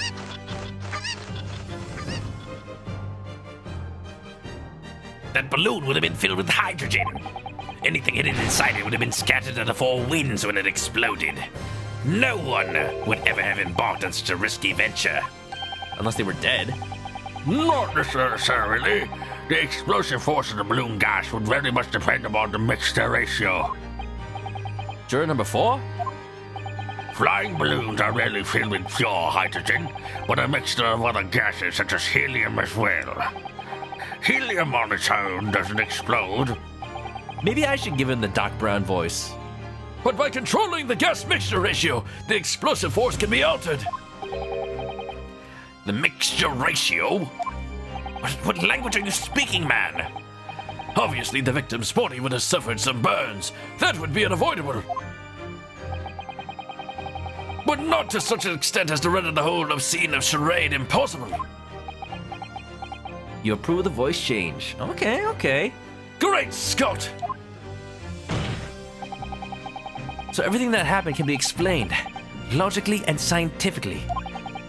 The explosion that engulfed the stage at the start of the experiment was no accident.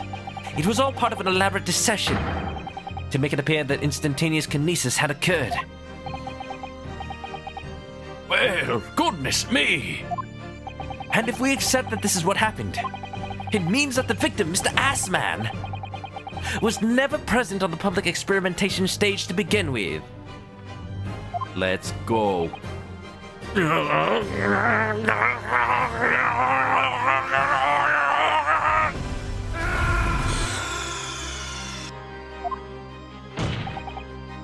approve of the jurors butting in. I do like when they're relevant to the current explanations at hand. They're not just there to pass down judgment. They're actually listening. Please, thank you. In short, he couldn't have been killed by the defendant, who was on stage in full view the entire time.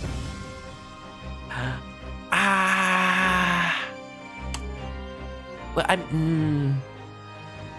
let's see where this goes. Like a stake right to the heart. Dracula! This will be very hard for the prosecution to counter. Lord Van Zee can't credibly maintain that the Professor Harebrained is a suspect now. Or I've fallen into a deadly, deadly trap. Hold it! Or hold it! Or hold it! Or maybe hold it! Or no, we got hold it! Seeing as there is now a German kid in the room, I will no longer use my German accent. I've used my natural British accent. Mr. Naruhodo, I appreciate your efforts. Thank you. Really, thank you. Professor? But you can stop now. Just keep your mouth shut, please. Sorry? What's all this about, Mr. Harebrain?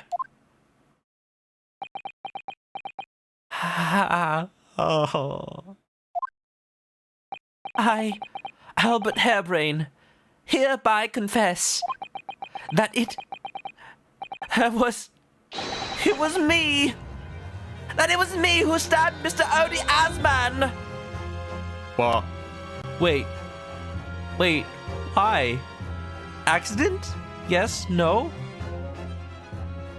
Man's really about to get himself convicted of murder just to protect his invention?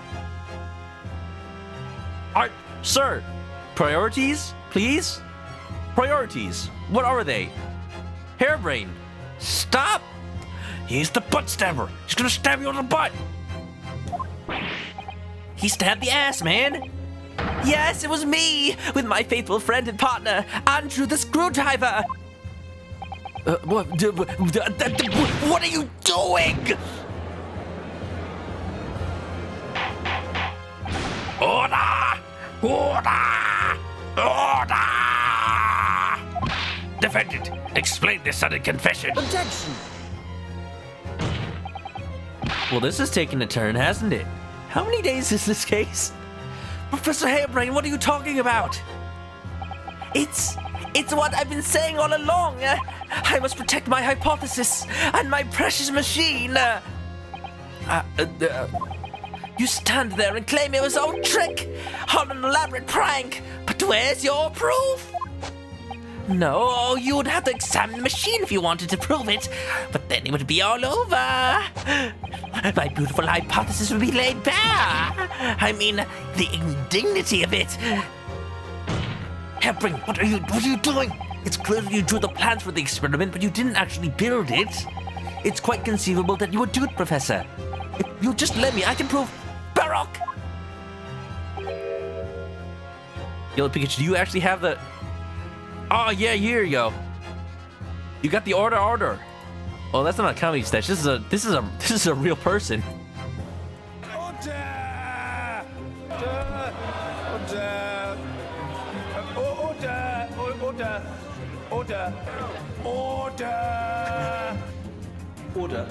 Order! Beautiful. Thank you, Yellow Pikachu. I was looking for that. Yes. I'll keep it on the back burner. Yeah, so like a 12-piece McNugget. Sorry, we out of nuggies. Nuggie machine broke. Have a nice day. With a ketchup and a Coke? Yeah, I'll put the ketchup in the Coke. I don't know why you'd want that, but here you go. I'll cooperate. I'll do whatever you say. I swear it. So please, ensure the Special Dispensation for Scientific Equipment Act is adhered to and protect my creation.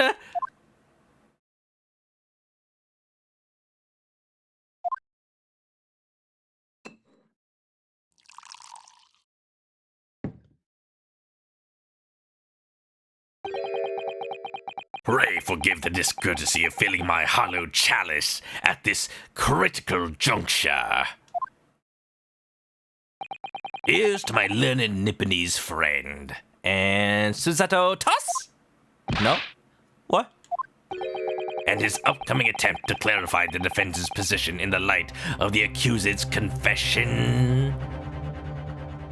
I'll tell you what. I didn't expect that. I expected a long trial. I expected multiple days of investigation. Couldn't have called the defendant admitting to the crime on day one. No. Well then. Do you intend to formally assert that the experiment was nothing more than a conjuring trick?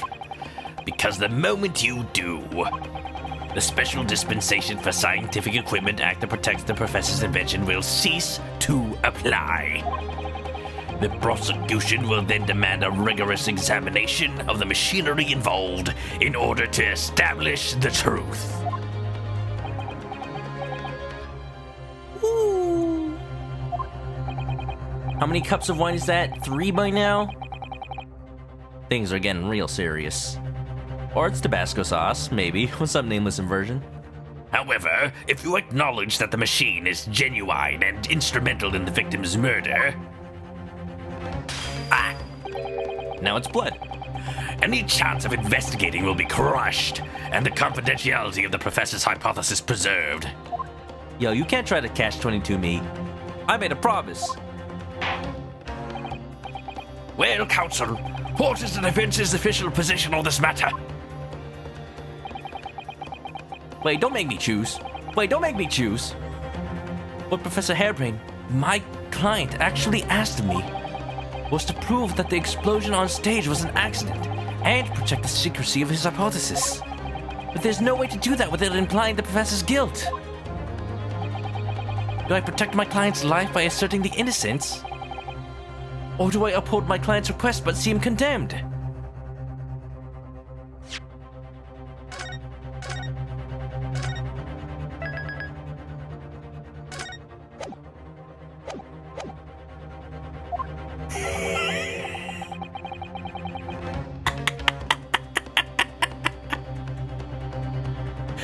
Either way, I can't avoid betraying his trust. The answer is one of the two. Do I do this or that? Yes. You've been silent long enough. Isn't talking your trade, my learned friend? Or has all knowledge of English escaped your confused Nipponese mind? Just every day with this man. I've had it up to here, and I've had it up to here. With Baroque Van Legs and his little leggies go. Oh, he's dancing. Oh, he's dancing. In celebration that I've just put myself right in his hands, right in his legs. Maybe I should rephrase that.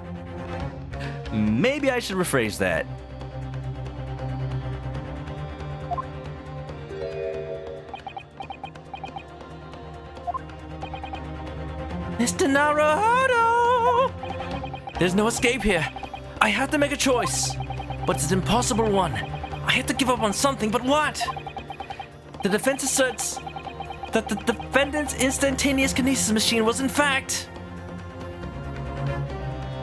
Well, just putting aside everything I promised here, Ace Attorney is all about working towards the truth. And in fact, at multiple points in the series, Phoenix Wright himself has given up on believing his clients when it becomes apparent that they are actually not what they appear to be. So the truth, whether it means a win or a loss, right? It's a conjuring trick. Consider though how Mr. Sholmes warps around the place. That's why Mr. Sholmes was so convinced that the experiment was fake. He knows how to teleport for reals. Oh. Ah! No, I can't say it. My client placed his faith in me. I can't just let him down. What? What must I give up on? What must I give up on? Is not the question you have to ask yourself here. It's, what can I protect? Oh good, now I'm hallucinating. Hello again, Mr. Naruhodo. It's been far too long. Yeah, Ghost Susato, just let me think for a second.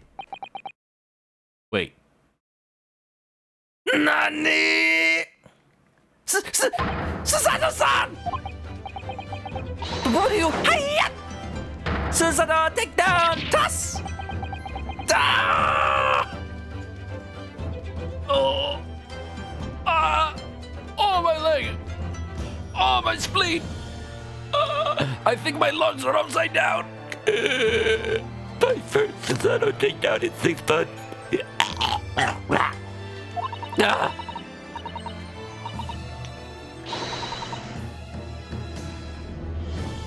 Ah. Susato! She's here! Oh, I'm so glad you made it back. She must have gotten back on a boat as soon as her little stint as Ryutaro was done. Just got trucked, my guy. It's a good truck. I will always accept a takedown from Susato. Boy, am I glad to be upside down right now. There'll be a time to talk later, Mr. Naruhodo. For now, we must concentrate on the task at hand. Hold on, wait, I can fix this.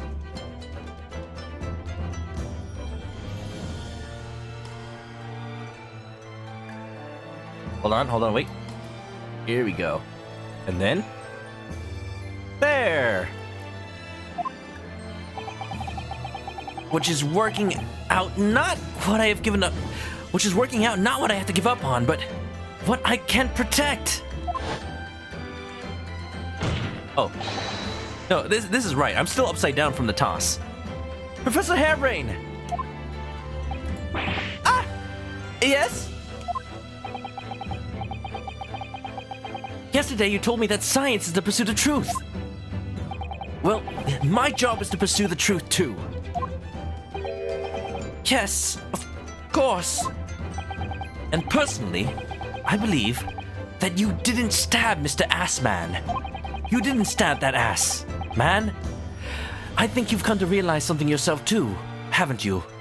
You are yourself an ass man. You were the ass man that funded your own project, that believed in yourself. That your experiment and the machine you built with the victim are questionable. The truth behind that is what we must both pursue now. Oh!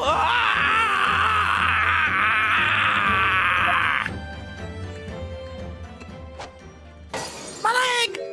Ah! So you finally opened your eyes.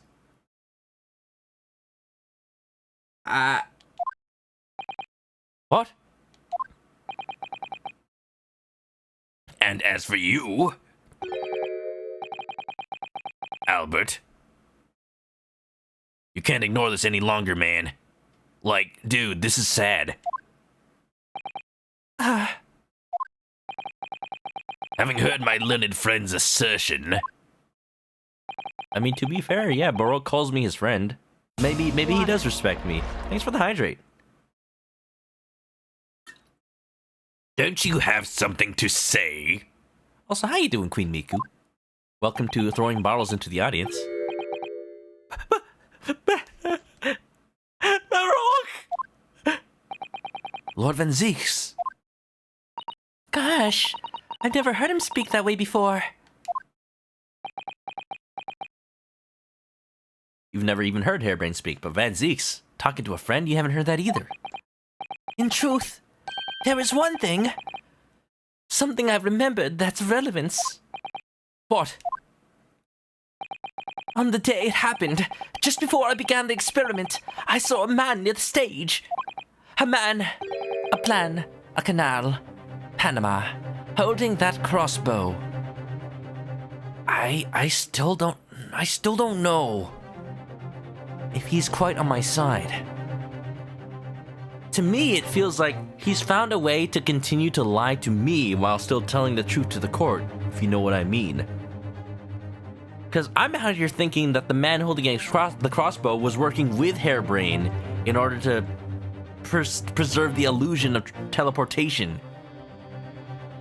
He's about to make the claim that he's not associated. I beg your pardon? Miku's making lunch. What you making? Professor, did the man have any distinguishing features? What did he look like?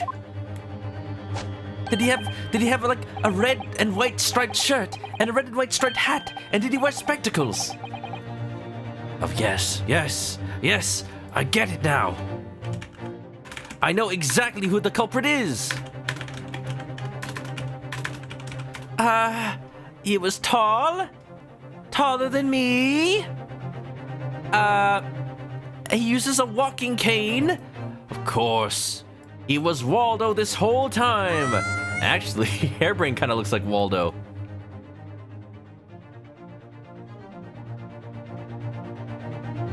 And thinner than me, with straighter and whiter than mine. Let me see. One less lens than me too, a monocle, a rather stylish black monocle. Can you even see out of a black monocle? But one thing in particular will help to positively identify the man. You see, I know him very well. After all, he's the engineer who built my invention. That's what I thought. What? He built the machine? The engineer. That's right. Mr. Asman introduced him to me a year ago. He's a man by the name of Enoch Drebber. Enoch? Eunuch? No. Excuse me? Enoch Drebber. Enoch Drebber. Rebird Cone. In Enoch Drebber. Drebber in Enoch? Does this name mean anything? Members of the jury seem flustered. Not a name any scientist wishes to hear. The man's an abomination. not a name any conjurer wishes to hear either. Who on earth is he? I'm afraid this isn't the first tale of this nature that I've heard in scientific circles in connection with their name. There's talk of other flamboyant experiments that turn out to be nothing but stage trickery in the end. Obviously, the rascal is after the government's research grant money. When magicians are in need of money, I've heard of them resorting to these underhand tactics. Look at that sleight of hand. Those are some big cards, too. Just shuffling them along. Those would actually be hard to work with. Because, you know, the quintessential trick of palming a card in your hand, you gotta have some big hands for those. Some acquaintances of mine with experience of such things have mentioned ManokAdobo's name before. The man is both an engineer and a magician. He's a magicianeer. Yes, we're dealing with an unparalleled confidence trickster here. So he's Loki, god of trickery. That's ManokAdobo for you. Well.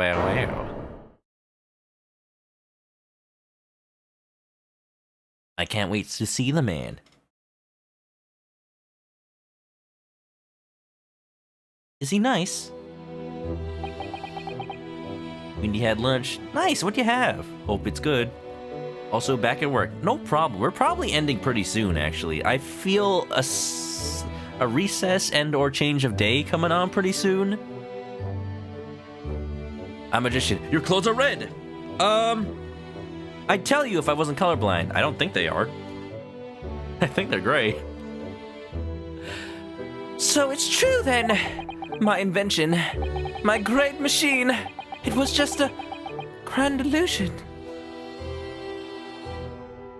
So I'm hoping that Hairbrain is actually innocent. His science, while theoretical, he legitimately believed in and wanted someone to build for him. But ManokAdobo, being a con man and or magician and or a scientist, cheaped out and made something that looked like teleportation in order to appease Hairbrain and also get as much of that grant money as possible with spending the least in return. That's my theory so far. Thank you for coming to my TED Talk. It was a grand illusion? Considering what we just heard about Mr. Adobo's character, I'm sorry to say that sounds increasingly likely. Kung Pao joke. I haven't watched Kung Pao. I'm very embarrassed, despite the fact that I always use Chosen One. I'm coming. Even though no one else believes it, I wanted to. You thought Drebber's name was a pun on enough drivel, but he's literally a Holmes character. That's what I was wondering about. So okay, another Holmes name, ManokAdobo. I wanted to believe that machine would function exactly as my hypothesis predicted. Which is why you were so opposed to it being investigated, I presume. I knew that if the machine was examined in detail, its construction would give away my hypothesis. Lying to us, lying to himself. Obviously, I didn't want that to happen, but at the same time... Jurors number 3's test tube would change colors. Yeah, I noticed. It was very pretty, but I was also very scared. A lot of chemicals that people work with in a lab are not really that colorful. For the most part, many chemicals are just clear liquids that look like water, which makes them extra deadly if you happen to confuse what you're dealing with. I remember in chemistry class in high school, if there was at any point you were unsure what you had in your test tubes, yeah, just throw it away. Doesn't matter how far you are in your experiment, if you're not sure what you have, dispose of it properly, because you could be creating something 10 times as dangerous. I mean, maybe not with the chemicals they allow us to use in high school chemistry, but just as a practice, you know? But, you know, sometimes in labs they do add colors to, like, detect certain things and certain outcomes from their experiments, you know, just to make it easier. ManokAdobo is a Sherlock Holmes character, the first ever novel, but the one from Great Ace Attorney's cooler, huh? I knew that it was found to be nothing more than a trick, than a work of deception, than everything I had worked towards. All my research, all my dreams, my whole life would be over. Oh, I was terrified at the prospect. So you really had no idea then, did you? About the true nature of the machine that was built, and the true nature of Mr. Drebber. I never questioned anything. I didn't want to question it. It's entirely possible that Mr. Asman and Mr. Drebber were working together to use you as means of fraudulently acquiring the research grant money. Damn.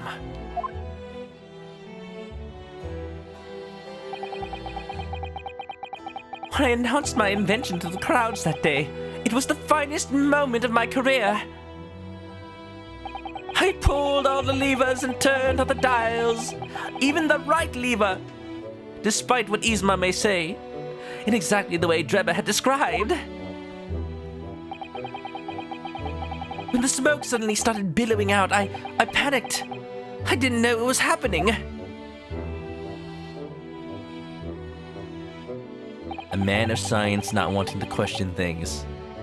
Just shows how much he had given up. In the original Sherlock Holmes, Drebber starts out dead and doesn't do anything. Nice! Well, I mean, it's almost like John Watson and Drebber changed places then. I'm sorry, John Watson. Very first mention of him in The Great Ace Attorney is just, he's dead. He's a victim. Dang you, Giselle Brett. I really don't know how the whole illusion was made to work. I don't know anything anymore.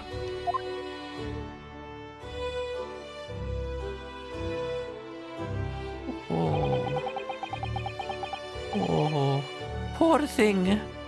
There, it will be all right. Let me confirm one final point with you, Professor. Do you now consent to the prosecution submitting the necessary paperwork to release your invention from the protection afforded by the Special Dispensation for Scientific Equipment Act?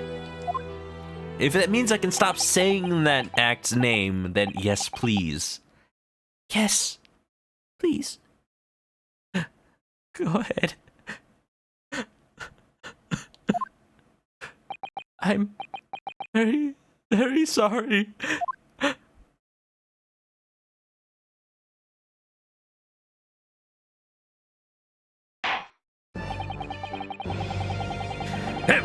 Hem.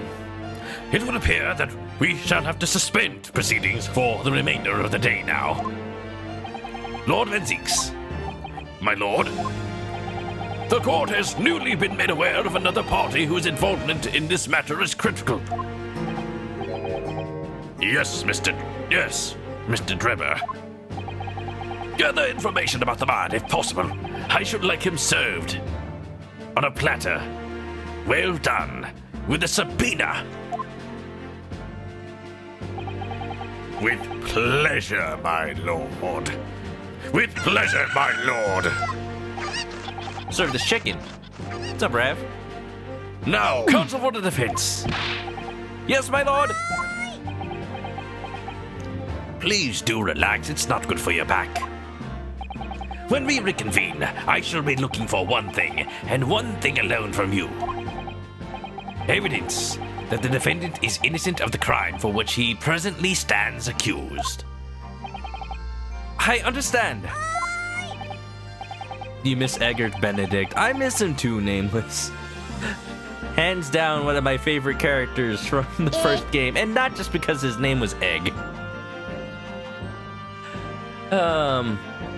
The fact that his name is Eggert, and I actually had a professor in college whose name was Eggert. Like, yeah, that's a real name. Sure, I'll go with Eggert. Good. In that case, this court is adjourned until tomorrow morning. My lady.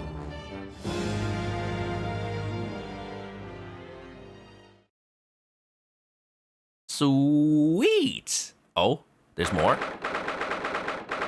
Hold that thought. 23rd October, 1:36 p.m., the Old Bailey, defendant's antechamber.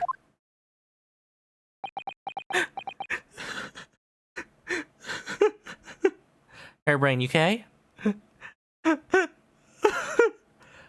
I'll give him a second. Mr. Naruto! He's okay. Yes? I'm so sorry!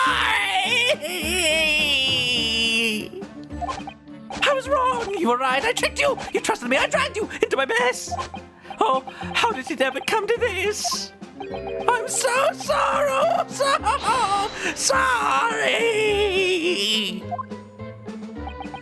Alright, cool. Alright, cool, yes, okay. Yes, okay. I would like my ears to stop ringing, please. Did you really have no idea, Professor? About what Mr. Jabba was really up to, I mean. About what he was really constructing. Naturally! The machine was the embodiment of my hypothesis. Of all my hopes and dreams and eggs. I had complete faith in it. Alright, in that case, I won't say any more. Now, sadly, the murder accusation against you still stands. His hypothesis was a little egg waiting to hatch. Turns out it was rotten from the start. It was delivered a dud. It wasn't even fertilized. So we must do as much investigation as we can before the trial resumes tomorrow. His glasses fell twice. Third time.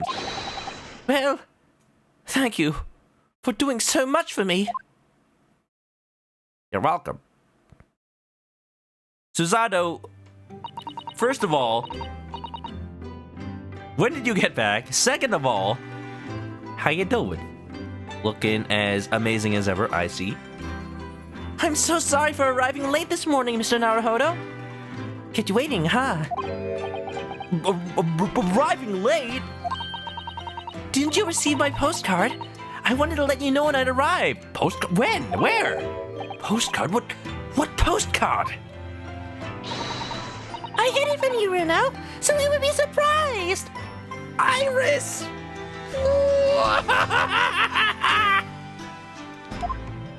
Well, it worked. Never do that again. Wow. Freaking Naruhodo's been out here worried sick about what's going on with one of his best friends. Well, did it work? It did something. I'm pretty sure that's also illegal. Stealing people's mail? I was surprised, all right. Especially when she threw me to the ground. Susato!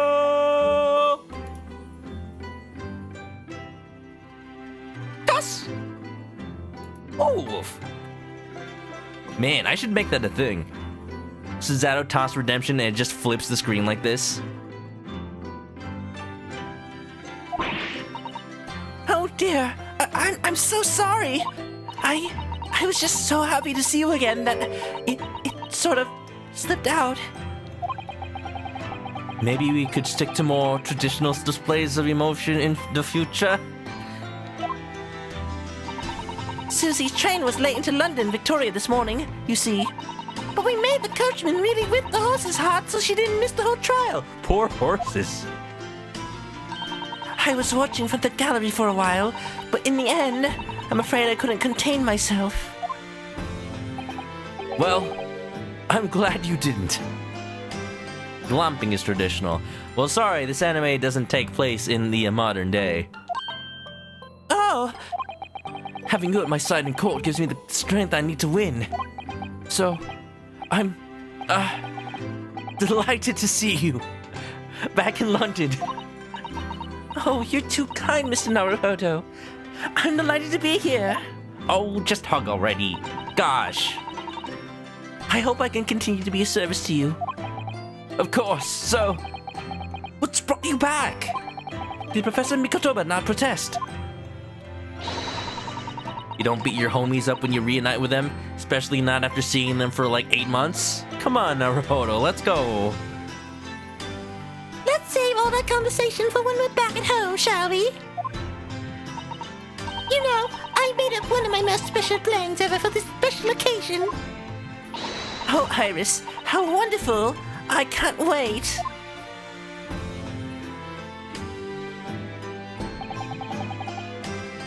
Time to give that Susato toss to some Susato tea. Susato-san was back in London. It's hard to describe how happy that made me feel at the time. But despite my elation, I still had consternation that our tale was about to take yet another extraordinary prestidigitation in this nation. Another rotation. To be continued. The Baker Street family is back, baby! As long as, like, Sherlock Holmes doesn't do something dumb and get himself put in hospital or something. I hope not. But you know, you never know with the man. Beep. And actually, I'm gonna save it right here. And there will be a reason for that. Pretty good. Continue? Not right now. Not right now. Oof. It's always a gamble whether or not the in-between trial segments, or in-between chapters, rather, puts themselves like 2 hours, 3 hours apart. But they seem to be around that point. So, you know, I am pretty confident that if I ever end a part like 2 hours into a stream, then I can probably do the other one in 2 to 3 hours. This time it was 2. It was perfect. 4-hour stream. And that means tomorrow. Well, not tomorrow for me. But Wednesday, we'll start some more investigation. So with that, I must bid you all farewell. Oh, I didn't change the music from last time. Hold on, let me figure out something. Let's go with... What haven't I used in a while? Here. No, not the Yakuza sad music. Susato can continue fawning over Iris' stories, Holmes' deduction skills. I've been missing that in my life. Like, yeah, imagine if she was there for the wax museum. She would absolutely praise him for his beautiful wax statue work. I would think so. Like, he's just standing still. I can do that, see? Not if I Susato toss. Ah. Alright, well. Needs more Pokemon. Next time. Well, yeah. Another day, another episode.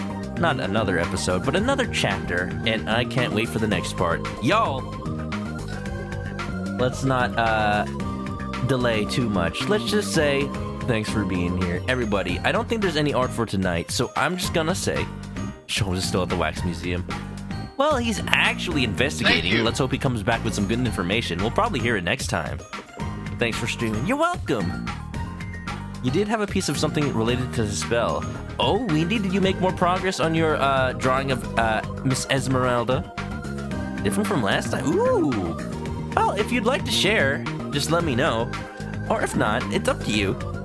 But what I will say, yeah, definitely, as far as Great Ace Attorney 2 goes, as far as Ace Attorney in general goes, this game so far has taken me on emotional roller coasters with almost every chapter so far, and that is hard to do.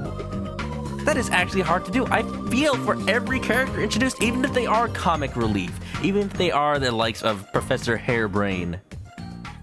I don't know what it is. They just hit that sweet spot, making these characters believable enough. Not too much of a caricature. I love them to frickin' bits. Did I get Shamspear's art? Yes, I did. I showed it last time. Thank you for the art of Orbulon getting fed garlic. Yeah. So I think we got the stream art. Ooh, we got a little something else. We got a little something else. Is this part of one of those art memes where, like, you draw different expressions? Looks like it might be. Look at that. Beautiful. Very vibrant hair. I like it. Another piece of to spell. I wonder who this is. Maybe somebody's sleeve. Maybe somebody named Gina. I'm not sure. I'm not gonna guess. Even though I just did. From Wendy, of course. Beautiful art that they've made.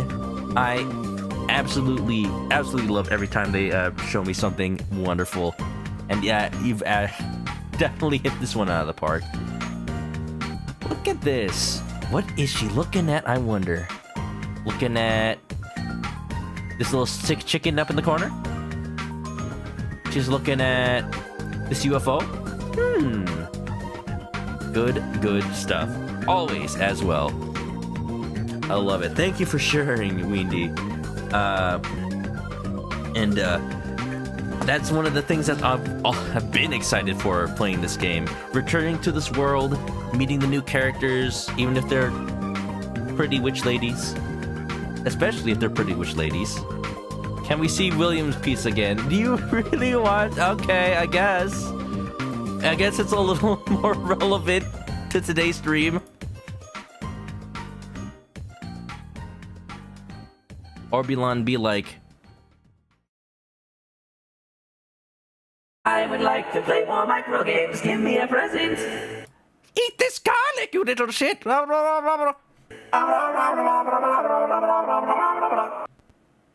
Cool.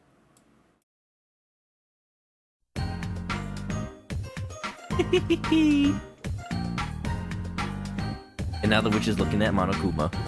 Alright! I like Orbulon. He's voiced by Robbie Damon. Please, be good to the lad. He just wants to take over the Earth. And you know what? You know what? Maybe Earth needs a little bit of a takeover. Maybe aliens need to just take humanity and just turn everybody into a chicken. That way we can all live in peace and harmony forever. I might be biased though. I might be Alright, well, thank you all for the art. Thank you all for sticking out for the stream. We'll find somebody to raid in a bit, but as always,